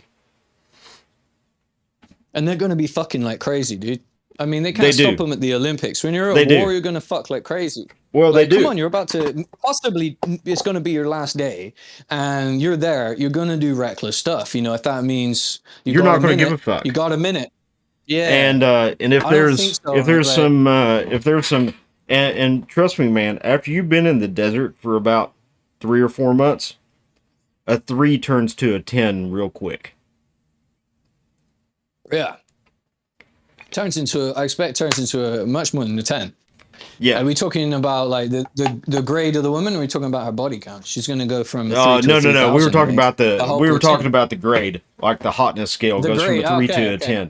10. But the body count don't goes even way count the up, body man. count. The body count It's goes going to way be in up. the double. Yeah. They're going to be dropping bodies of all kinds. But maybe that's what You know what the that's number kinda one hilarious to seller think. in these mixed force overseas bases are? Condoms. The number one seller is the condoms. Condoms and Plan B. And Plan B. Yeah, I was going to say the birth control isn't. Yeah. So what? And then they get pregnant, and of course they can't fight anymore because they're pregnant, so they get moved to like another role. Well, at least they're reproducing. Okay, here's they're the other thing that happens there is that some women, I'm not saying all, some women have also figured out that if they don't want to get deployed, or if they're on deployment and they want to go home, all they got to do is get knocked up. You become pregnant overseas, your ass is on the next plane back. Right. Plus, you're going to get all the financial security, whatever you want to say, like a benefit. Now, what happens to that? You have a deployed unit that has a significant portion of women, and even if just 5% of those women end up pregnant on deployment, that means that you are down a tremendous amount of your combat capability, because they're now gone and you have no one to replace them with. It's brain dead to do it, because you're investing so much in training the units. That's right. So much in resources, manpower locked up in doing that. At the same time, if you can't get the recruits, you can't get the recruits. So it's again another sliding scale, another finding that balancing point. Well, if they don't have anyone, then everything we still just goes have an all volunteer military in a lot of the West. So the first step to solving the recruitment crisis would be conscription. Now, conscripts are not going to be as good of soldiers as an all-voluntary force. But we have to look at what the root cause of the lack of recruiting new replacement soldiers and Marines and airmen really is. And it's not the military lifestyle that is the problem. It's the woke mind virus that has infected the upper echelons of the military, and you have all these woke ass agenda rules and bullshit that's being filtered down to the lowest man. And by the time it gets down to Joe PFC or Joe Lance Corporal, that ball of woke bullshit is so big that you can't do anything. I'll give you another great example of this. When I was in the Marine Corps in 2008, Obama became president. Within 3 months of Obama taking office, we could no longer use physical training as a motivational means when Marines were doing things wrong or were getting things wrong. So you couldn't even make them do push-ups anymore. That was considered hazing. Drop and give me 50. That was gone. Hazing is gone. Yeah, it's gone. Well, there's fucking crazy. There's a healthy amount of hazing, and it can certainly be overdone, especially in the military.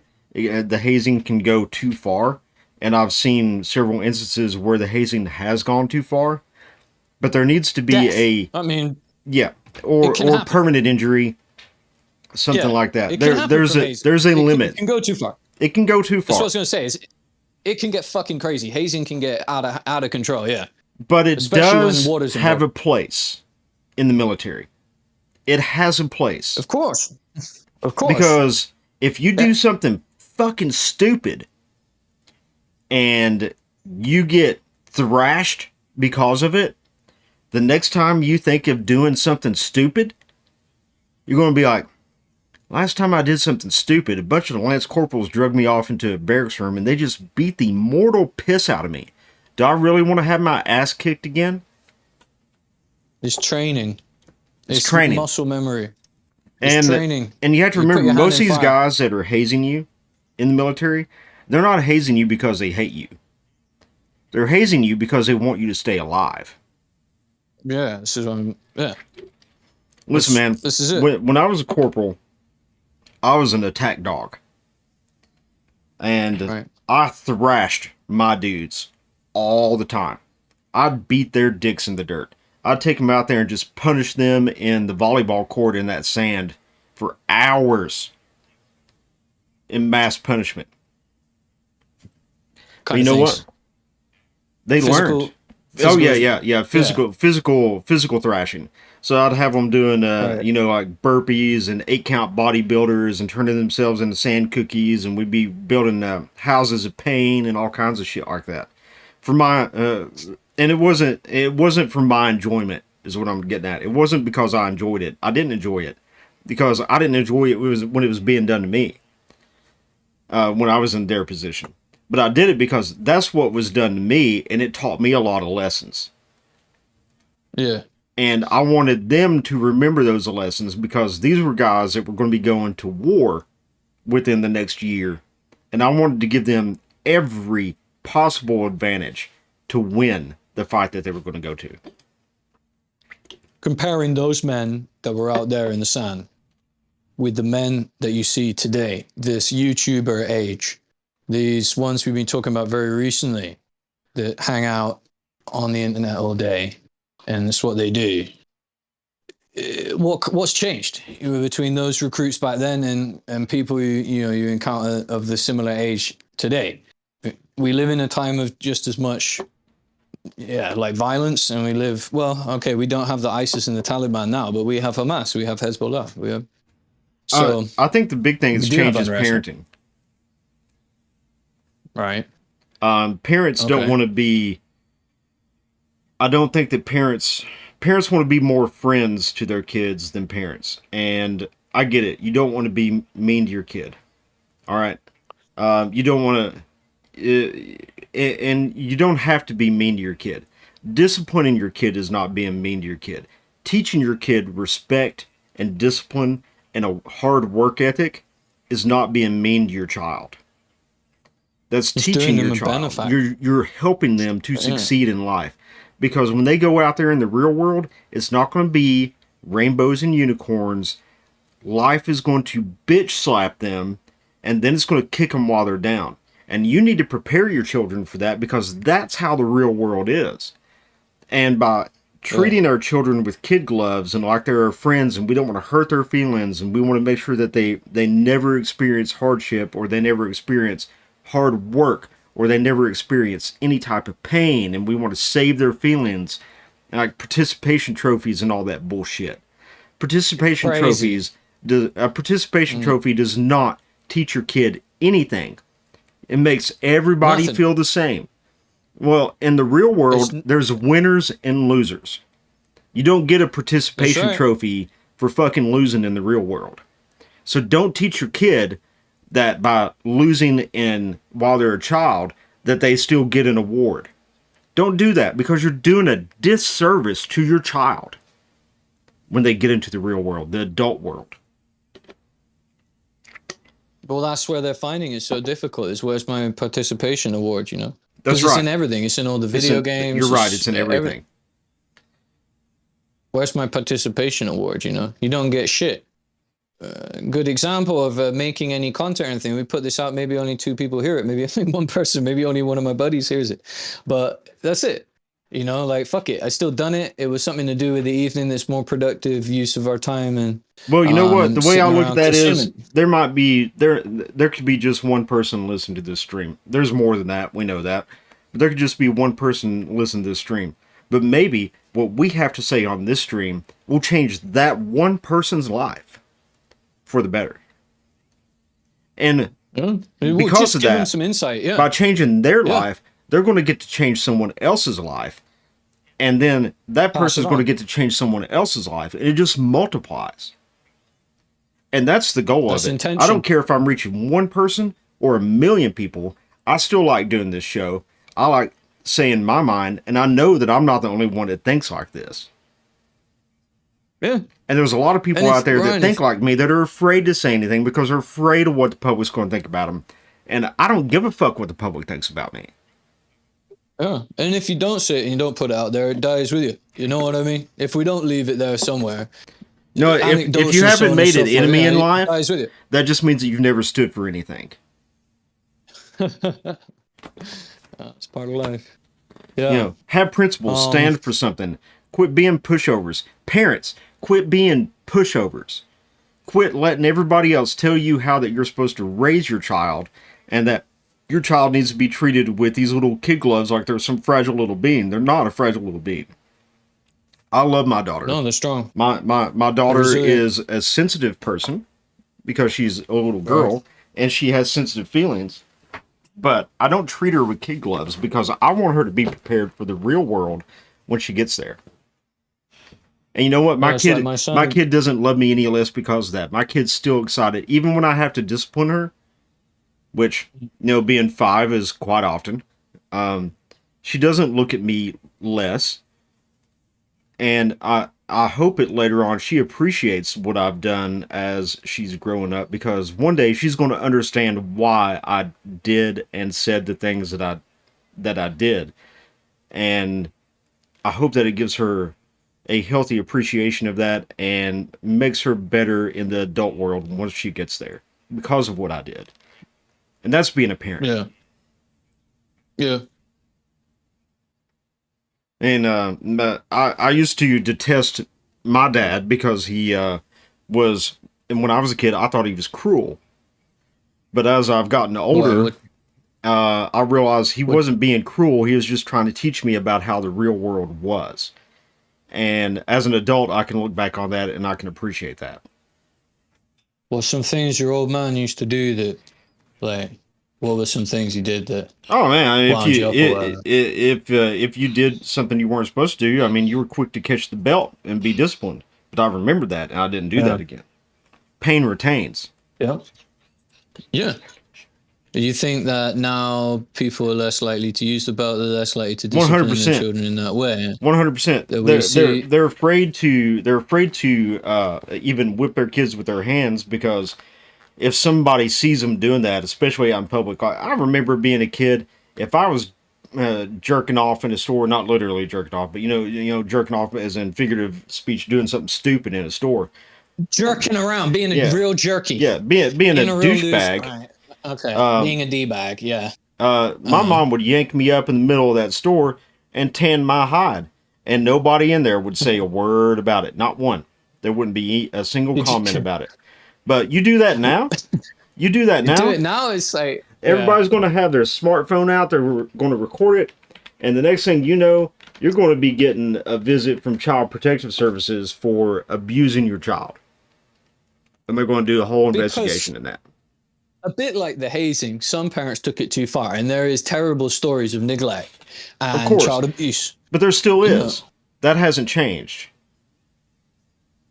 You know what I mean? But the thing is, the disciplinary time where you need to discipline your child, like to this point I've never had to slap my son or anything, but I've had to have very stern words with him because they have to be told. You know, I've never had to use a belt because of the way that I do it. You know, my dad as well, he never really used the belt on me too much, but he always, you know, talk with me and tell me which way I'm going wrong. And I think we can reach a lot through verbal.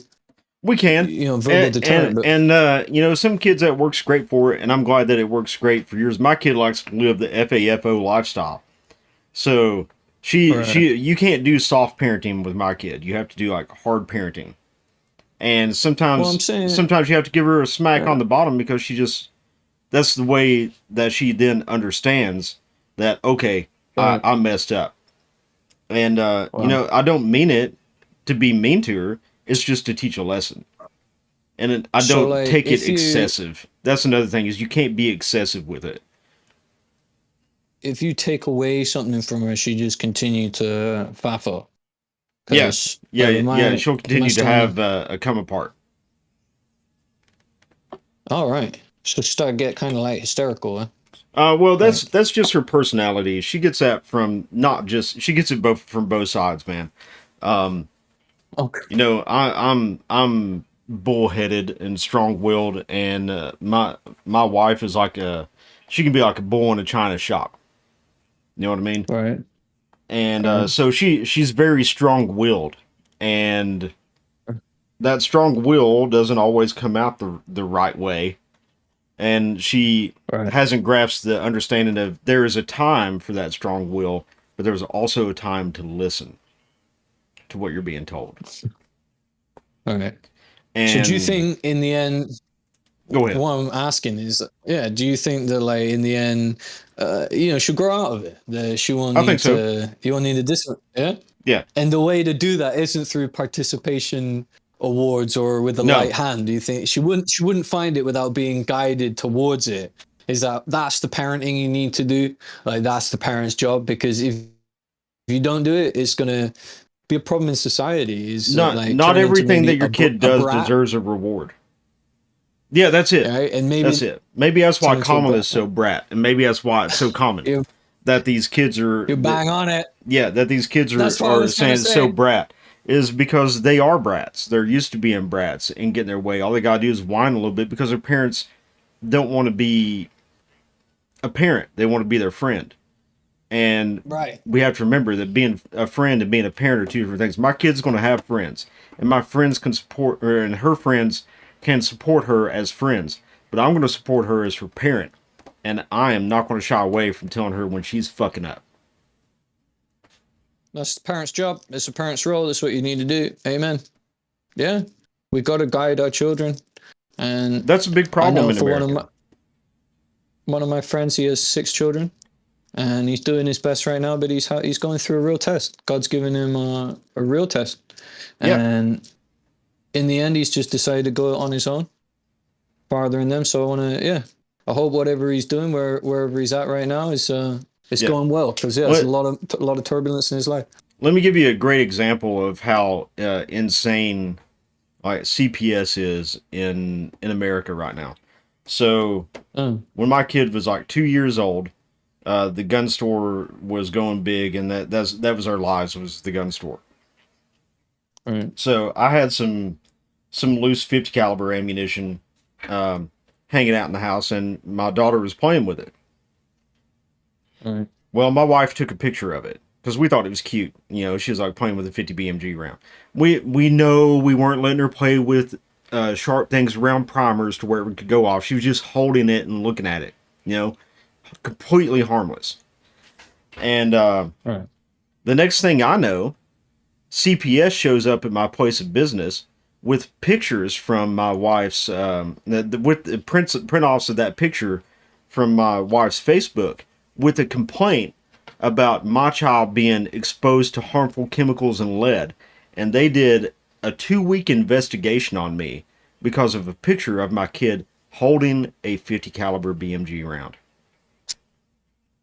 Well, it's Make got sure lead in that it, I doesn't was it? good. Is Yeah, that why? yeah, yeah.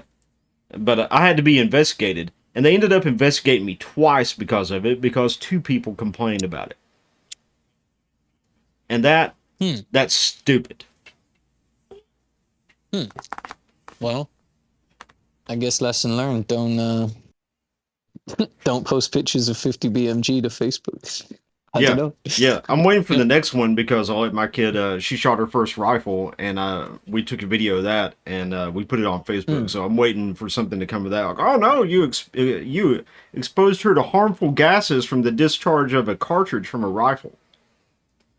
And But there's a girl that's like a champion at it. I think she's, I don't know how old. She's maybe 8 or 9. She has a video with Alex Zedra, and she's really good. She's been trained really good. Yeah, man. There's a lot of kids out there that are really good operators at this point. We're staying on topic with this whole age to learn tactical stuff. Age to be around firearms and stuff like this. It often gets blurred because they're thinking that, well, if you're going to let them shoot at a range, they're allowed access to a firearm whenever. What?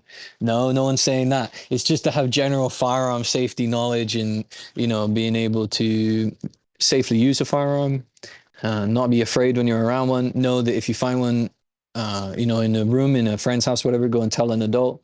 This kind of thing, never touch the trigger. It teaches personal responsibility.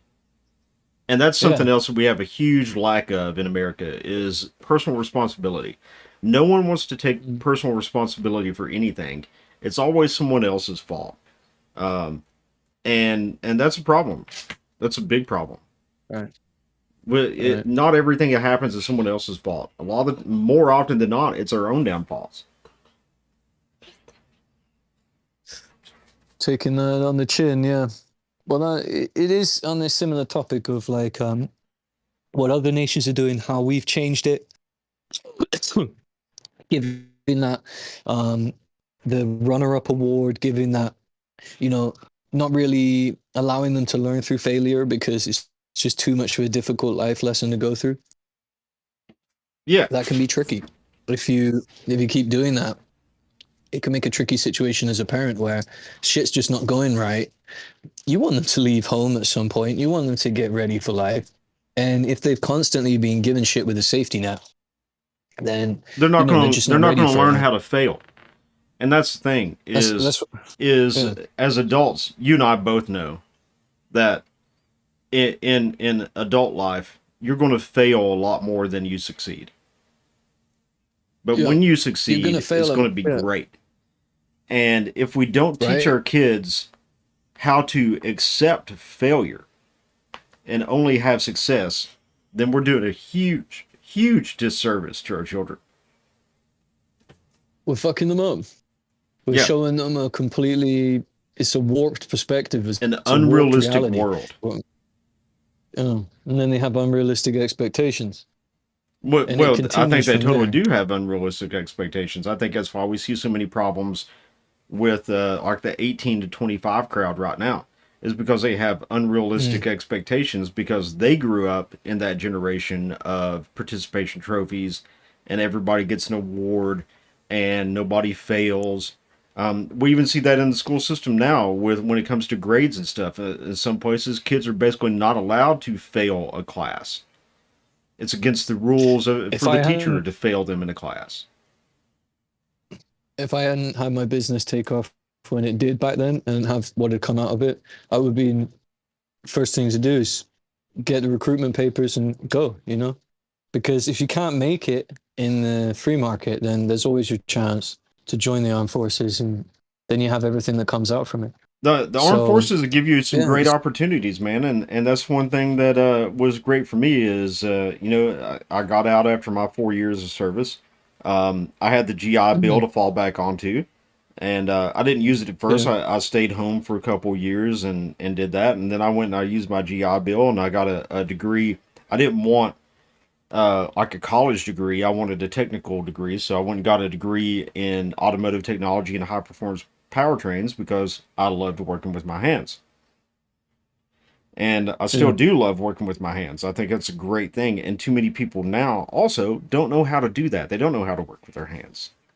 They've Right. never had to Like we learn were how to saying do about any the of that. welder, Yeah, yeah, there's a good exactly. retirement plan. Learn welding. Get into welding. Yeah, there's a good one. Or just Like do it for a bit my now. neighbor's kid, he was talking. He's going to be a Yeah. senior this year, and he was talking to me about what he wants to do after high school. And he was talking about Mm. going to work at Halliburton, and I worked at Halliburton, Yeah. and Yeah. I tried to give him the best advice that I could. I told him, listen, man, this is not a job; it's for the faint of heart. You're going to go and you're going to work like a dog, but you're going to get paid well for it. I said, let me give you a Mm. little bit of advice before you go down this road. I said, be prepared to work hard. Be prepared for people to talk nasty to you because lives are on the line when you're doing this kind of work because everything on that frac pad can kill you. And that's why people Mm. talk nasty to you is because they're deadly serious about that because they've seen people die or lose hands or legs or arms or something like that. And what you need to do is not do like a lot of other people there. I knew people that were making $6,000 a week that lived paycheck to paycheck. Wow. And I told him, here's what you need to do. Don't be like all these other guys. All right, where they go out and they buy the $120,000 truck, they buy the $300,000 house, they got the $50,000 side by side, and they got their boat and all this. Don't do that. I said, live as Spartan as you can, work that job for 3 to 5 years, and when you get out, when you decide that you're getting too old to do that job anymore, because that's a young man's job, it really is. Mm. You will have enough money to buy a home, a vehicle, and go to college and never have to worry about doing some bullshit job while you're going to school. And then you can make even more money. You'll be set for life if you just listen to that. And that's, I get it. It's hard to do when you're a young man, because especially when you get that kind of money, because you're like, oh my God, I got so much money, I can buy so much stuff. But don't buy all that stuff. Put that money back. Invest it while you're working. And when you get out, when you decide to move on from that job, you will be set for the rest of your life by the age of 25. Wow. This is great, man. What, just by doing a little bit there, and if you save it up, you're set. You got a good holding. You'll be able to buy a house. You're going to be able to Be able start to a pay for your college. business. You want to have to take out a college loan. Won't need to take a college loan. It's a way better way to start up. Yeah. Yeah. Which is kind of like the world that I entered through. It's the same thing. If they pack up their OnlyFans or their adult entertainment stuff now, as they go into an adult life and choose to go about it a different way. Yeah, look at that. If they use it like as a springboard and then go and get an education, but not in something that doesn't return any value, go to learn a trade, go to learn something that's useful. Yeah. Tons of people learn coding. I think there's too much learning coding, not enough learning just like general, like you were saying, the welding, agriculture, electrician, plumber, builder, whatever it might be. But there's just so many. Coding is just such a single thing, just building apps and that. And then the chances of launching an app and having a big success with it and being one of these big moguls with it, like pretty slim. Yeah, it can happen. It can happen. It happens to a lot of people. I know a lot of people that have made good money with it, and I know also they've done a ton of apps, and a bunch of them didn't make any money. It didn't go anywhere. Yeah, and that's another thing. Like with reason. the coding stuff is, as a Westerner, as an American, you're going to demand a certain amount of money to be a coder, and you have to remember there's some dude in India that's going to do it for like 1/16 of what you're charging. Yeah, and then there's even a better version of him that's come and done it in America, and now that's your boss. Right? Yeah, there's that as well. Yeah, and who's looking for the same? And that's the crazy thing. They're so wise to it. They know what the market's like. Yeah, of course, and they can talk both languages. They're just gonna employ someone from their motherland, and of course, man, they're smart. That's the smart way to do it. Yeah, they're smart people. It's growing. It's growing economically in terms of the wealth that's come over here. So, yeah, but hopefully they're patriotic in the sense of, if you want, anyone who comes in, they understanding that we got to continue these things. You can't have the First Amendment without the Second Amendment. If you don't get what the hell we're talking about, this Patriots Unite constitutional stuff, if it's all just like, what the fuck have I opened here? Then let us know, message us, email support@guncoyote.com. Yeah, thanks for throwing the plug in, man.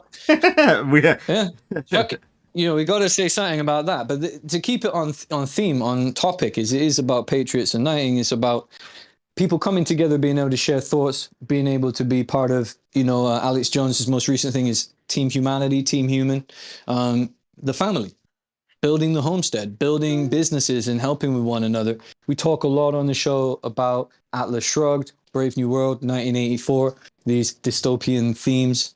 And is it a world we're coming into now where we're going to have something whereas the family really doesn't look like it has done all the way through history, all the way since biblical times is going to change, and there will be completely crazy sense of it's already starting to happen, isn't it, of having this breakdown of family. But could it be that we have a point where the state owns the child?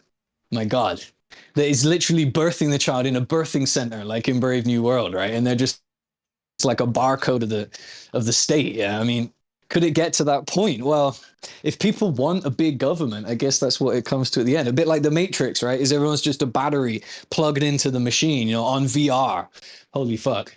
But yeah, that's a rabbit hole, the end goal. Maybe that's the end goal for some of these things.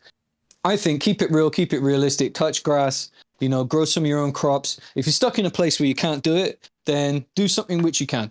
Don't get caught up on what you can't do. Look at what you can. If you're stuck in a place near a port, you probably have way more advantages than we do in a rural area. It's just maybe they're just not coming to hand right now or something like that. It could be packing and processing. It could be a logistics company. It could be figuring out how to move something from a rural area into your port. But cities are ports. They're for merchants.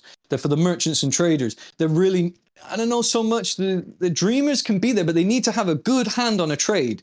They need to have a good hand on a trade as well. You can't just be floating around coming out of college with ideas of purely that alone. I think you need to actually know, like, what we say, the bread and butter, the day job. You still very much need to have that. You need to know how to do things. Don't get a degree in like something that is completely impractical and you can't use. And I think some tech degrees, some of the more advanced sounding things, being a master at communications or whatever, if you can get it, if you take the degrees in those things, if you can get a job in it. But ultimately, one thing's for sure is lawyers are always freaking rich. Doctors, yeah, absolutely. Likewise. Okay, so if you're really looking for something, like, don't try and reinvent the wheel. You're looking to be rich and have stability, be able to have 5 children and a big house and go away on multiple vacations a year. It's probably something down those routes. But remember, what comes with it is lifestyle of like working fucking hard. You got to absolutely love it, be a workaholic, dedicate your whole life to it. And if you're not into that, you want to be doing something else, which is, I don't know, maybe it's just the fact that those roles like doctor, lawyer, accountant, trader, whatever, venture capital, something I used to work in. The reason why I'm not close with venture capital anymore is that it's so much time on the screen and not enough time outside. And it's just so much time speculating, and I guess you can go and do meetings with people and stuff like that, but it's just a whole lot of time like speculating, and it is a lot of work as well. I prefer to do it like on your own. Is like make a startup, get into it, build it up, see how it makes money, and then either continue it or sell it on. But like do it as a more face-to-face rather than like abstracted away again. Because a lot of this stuff is abstraction. It's just layering it. A lot of this stuff removes the human element. Yeah. And then when you get back to these more basic businesses, there's still that human element there, and that's what gets you through life, isn't it? Is like, is actually learning about your customer and helping them in some way, not just like just doing it because you're doing it because you got bills to pay. If you live like that, it's always gonna drag. It really will. If you're just doing it just for the sake of doing it, going through the motions, which like a lot of people got to do. How can you really get so turned on about working in drive-through or something, right? Or doing a really boring job, yeah? But the thing is, like, at the same time, I've worked boring jobs as well. I've worked really boring jobs. That can be a springboard. You got to start somewhere. Yeah, like, I used to work doing really boring shit, data entry as well, being a clerk, that kind of stuff. And you really bottom of the ladder, right down to bagging sawdust, and doing these kind of chores, or bagging soil, right? And just stacking straw bales, just doing really basic jobs. But do you know what? Like, it's a real easy job, and it's one you can just get into. Once work is done, it's done. Then you can go have your hobby or whatever. And that's something as all patriots that we have, that we're able to do because we don't live in a crazy communist system, which doesn't allow for that much flexibility in your life. It doesn't allow for it because you are prescribed that, pre-designated that role that you're going to be given. You're going to be, you'll be given something with that. That's how you fit in. You just got to be a cog in the machine in the sense of being a clone.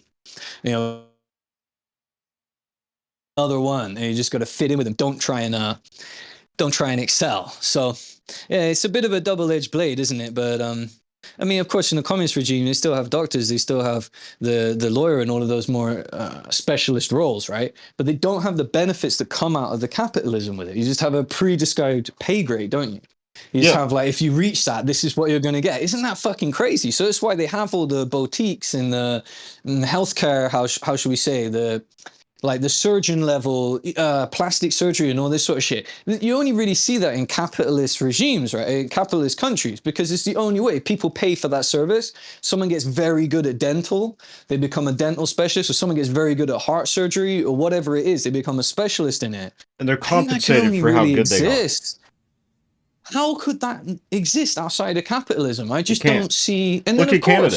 of course, Look at the quality of doctors in Canada. it's terrible. Look It's at the terrible. UK. Yeah, they don't care if you live or die. It doesn't matter to them. They're not getting paid enough to care. So there you go. There's another reason for capitalism and what for training for. So yeah, train for the skill for that lifestyle. Project yourself forward and think about when you come out the other side of it, what you're going to get.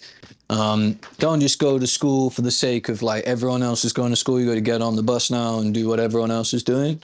I If think you're not there's a lot feeling of it, that. quit out. Go and lift blocks. This is the thing that most people need to be told as well. You can always go to a job site. You can always go and labor on a building site, on a construction site. And you'll You learn can a always lot. do it. There's always You'll learn a there's lot. You'll learn always how to construction build work. things. Even if you're not getting paid that It's- much. You'll learn how to make things. You may not get a very good wage. You may not, the same for farm work, right? You may actually be laughed at when you first turn up there, right? Saying like, please. But I think you're going to find that with pretty much anywhere you go, if you show that you'll turn up and you're willing and available, and this is your phone number, and like you're willing to do the work, you're going to find that they're going to give you the chance. And if you, that's how I made my way in the world. That's how I started. Get your foot in the door with someone, talk with them, and explain, you want to work. You're not that clever. You're not that smart. You don't know what you're doing yet. Just be honest. Honesty is the best policy. Just tell them, like, I don't really know what the fuck I'm doing. I need to get work. Can I work with you? And yeah, they're either going to just laugh I at you would and say, rather "Nah, have this is somebody well that too." came in and was honest with me and told me that they didn't know fuck all Yeah. than someone who comes in and who pretends to know everything and doesn't know anything. Yeah. My current farmhand, who's the best one I've ever had, is a great example of that. He came here to this farm, wanted to work on here, didn't know anything about what we were doing here, and had to learn how to take care of horses from square one. And now he's great with these horses. He has gotten to take some horses that had some very troubled feet and make their feet look like they're supposed to. And it's a very proud achievement for him. And the main reason why he's so good at it is because he told me up front, he was 100% honest. I don't know what I'm doing. You're going to have to teach me. And I said, that's fine, because I'll teach you if you're willing to learn. And furthermore, I like that more because now I don't have any bad habits of yours to break. That's it. It's better, really. That's the thing. If it's a good manager, if he's worth his salt, if he hears that you're willing to get off your ass and come down there and like ask for a job, right? You don't know if they got a job opening or anything. You just go and ask for it. Like, sure, it's going and knocking doors, and a lot of people are gonna in this economy not be able to take someone on. But there is also businesses which they are looking for someone. They keep getting let down. You never know. So you never know until you try. And you just got to give it a go. That's how everything started moving for me anyway. So I'm just speaking from personal experience. I hope it works for anyone who listens to, is just go and try and give it a go.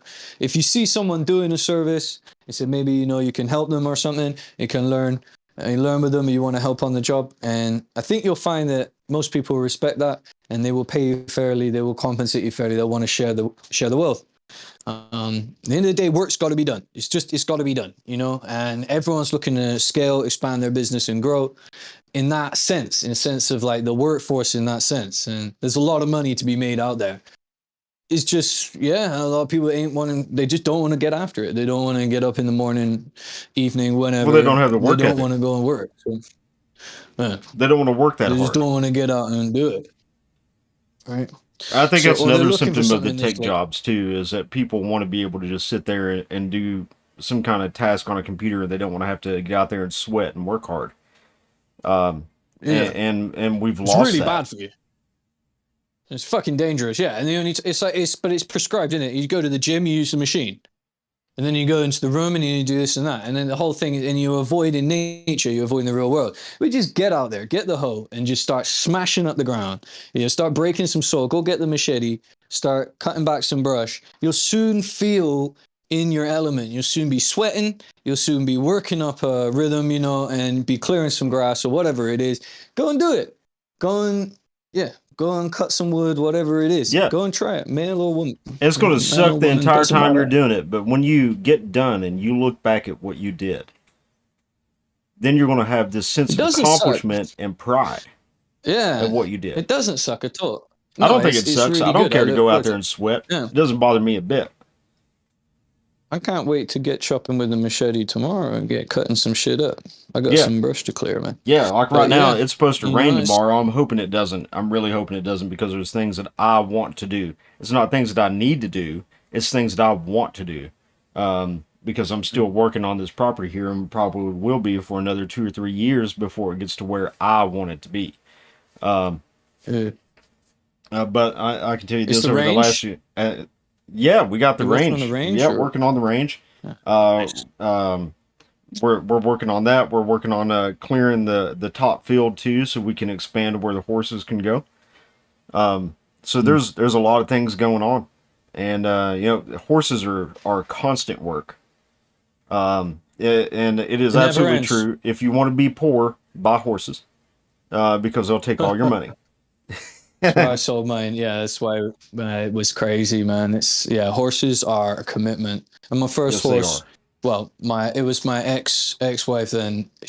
Ex-girlfriend back then. We never married, but we had a horse, so it's pretty much like that, isn't it? It's a hell of a financial commitment, If man. you buy Jesus a horse Christ. together, you're married. Yeah, I think so. I think that's enough of a commitment, isn't it? Yeah. Looking after a horse is a lifestyle that people just don't know, but they will play it on this game. What's it called? The ones that make I'm such a fucking boomer. Red Dead Redemption, right? Oh yeah. They play. I've never played it, but I've seen it. It's like a country game, right? Like you're like country western. Yeah, Like going Western back. game. Yep. So And you have to take care of everything. do it for Now, real. just imagine the Yeah, I sense don't of pride understand. that you get from doing that for real, instead of just on Yeah, a I TV don't screen. understand that game. I played when it was real raining and I was getting fucking bored. I played this one called Farming Simulator. Oh no, I can't And handle it was, I kind of got into it. And then I got into it, right? And I finished the harvest and it was just numbers going up on the screen. And I was like, you're fucking stupid, man. Like, how the hell did you just do that? How did your brain get like, but I got so into it. I was like, yeah, I'm buying my tractor. I'm picking my tractor. I'm picking my, and tons of people are into it. Well, not tons. I think there's like 42 people in the world stream it on Twitch. that. Like no one plays this game, right? There's a bunch of like literally let's watch paint dry games like Farming Simulator. If you're really into making things grow, like I enjoy it. I play it to de-stress sometimes. But after 2 minutes of opening the game, like after you've had that aesthetic of like getting in the virtual farm, wow, I'll be like, okay, I'm bored as fuck. I want to go do something for real on the real farm. I just can't play it. I have like zero attention span for it. And yeah, it's like this virtual world thing. Same really for the first person shooters in these. I don't have any time. Yeah, I just can't. I don't know. I find them really boring. I don't know how anyone plays them for a really, really long time. I don't either, Yeah. man. Like listen, I do play a couple of games, and mostly I play like military combat flight simulators because I love military aviation, and Right. and all these aircraft are study level, but honestly, at the most, I sit down for like 1 or 2 hours max before I'm like, okay, I'm going to go do something else now. I'm going to go do something productive. Because as What cool about as it is, as building- fun as it is, I'm not really accomplishing anything. And I feel What like about I'm wasting my building, time. Huh? building the thing, like it's a simulator, like it has multiple axes, you're moving with the game, it's like a cockpit. Oh, yeah, like yeah. a real simulator, Yeah. flight simulator. Yeah, I played in VR and everything, so it's like you're actually in the cockpit. And I play online, so you're fighting against other people in aerial combat. And it is quite challenging. And it's interesting to be able to learn the mechanics of these real world aircraft and how they work and everything it does. But at the end of the day, yeah, it teaches me things that I'm interested in, but I'm not really accomplishing anything. And that's why after an hour or two, I've got to go do something that I can accomplish, that to me has like a tangible value. But you never need to like relax with it if that's your 2 hours, like, because with me in video games, I'm kind of like, I don't know, like I'm saying, like there's like I will play it for a couple minutes or something. It feels maybe it is like half an hour, and then I'm just kind of like I'm fucking bored of it, man. Like there's no game that can really hold my attention span. They had this one called Rust, and it's fucking weird, man. They people playing it for forever, you know. But I don't know if they know how to do it in real life, and that's what they like splitting their time up with. Like they run a farm, and I have a feeling not, but it's kind of like farming that game. I think that's what they say. They're farming in the game. Like I've watched it before. A few of my friends have linked me things. Like, have you seen this shit? You start off in that game like Battle Royale. You start off like naked, right, with just a rock to fight with, and you gotta work all your way up to. Fuck knows how they got it. They got AKs in there. They got rifles. They got all kinds of shit. I don't really understand that part. I didn't learn it enough. But like you can research shit and recycle shit. It's cool, man. But again, to play it for vast amounts of time in the game, like I would be feeling guilty that I hadn't actually done anything in the physical world, in the real world. I think so. That's what it is for me. That's what it is for me. Like it's fun and stuff, but it keeps me from accomplishing things in the real world. So I just have to stop and go do something. I got into Escape from Tarkov there, Escape from Tarkov for a while there, and that's a cool game. But I quickly got super pissed because I would spend a lot of time to get enough money to buy this high-end equipment. And I would go out there, and if you don't know what Escape from Tarkov is, if you die in the game, you might not get your shit back, and most of the time you lose your shit. So you spend all this time to build this badass rifle, and then you're kind of afraid to take it out there because you might lose it. And then you finally get the nut up to use it. And some prick who's been hiding in a bush for the last 45 minutes one-shots you in the dome and takes your shit, and now it's gone. That sounds super boring to me. Oh, it's like very frustrating. It's very frustrating, and that's why I quit playing, because I said I'm tired of losing all this shit that I've spent enormous amounts of time trying to get as soon as I use it the first time. So I'm just going to go play something else. Or I'm going to go outside. I didn't go touch grass on that one. Yeah. Yeah, I'm going to go touch grass on that one. That's exactly right. Right? Like, what the fuck is going on there? Yeah. But, yeah, man. So... But we're getting pretty late in the night here, buddy. I think it's about time for me to wrap. I'm going to have to go and catch some Z's. I've been up real late the last couple of nights, and I want to try and get a good, healthy start on the day tomorrow, because there's other things coming. And I guess that another big announcement is we've been talking about our giveaway, and that is going to be on X either today or tomorrow, one of the 2 days.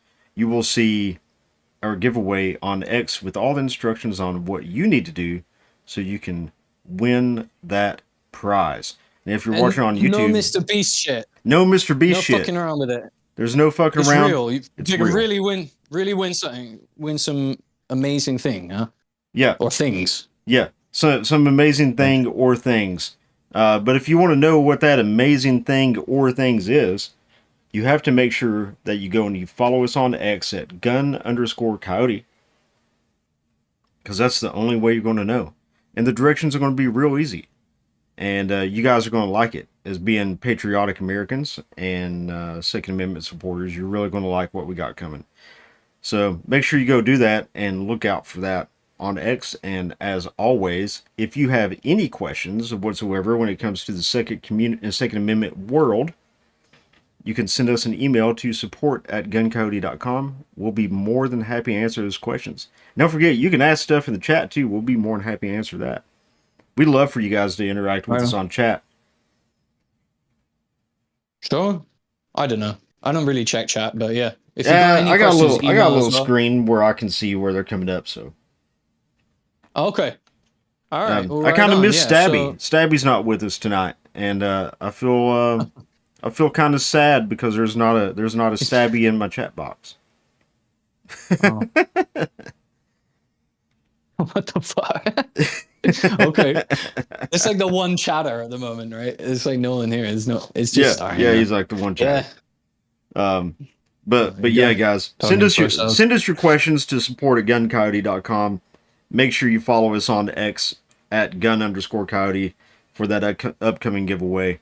And we can't wait to have another show for you guys so you can listen to us spout our mouths off, and some future content and videos that's going to be coming out, and we're excited for that. So Yeah. thank you guys as always, and we'll catch you next time. And Paul, I'll give you the final word. Final word. All right. Thanks for listening. Have a good one. I'm out. Oh man, no special message of the day. Just I'm out. That sounds like my kid when she's shooting the rifle. She's just like, okay, I'm done. I'm out. That's it. Thanks very much for listening. Thanks very much for following and whatever. And we'll see you around. We'll see you when we see you. All right, guys. We'll see you next time. Thank you so much for watching.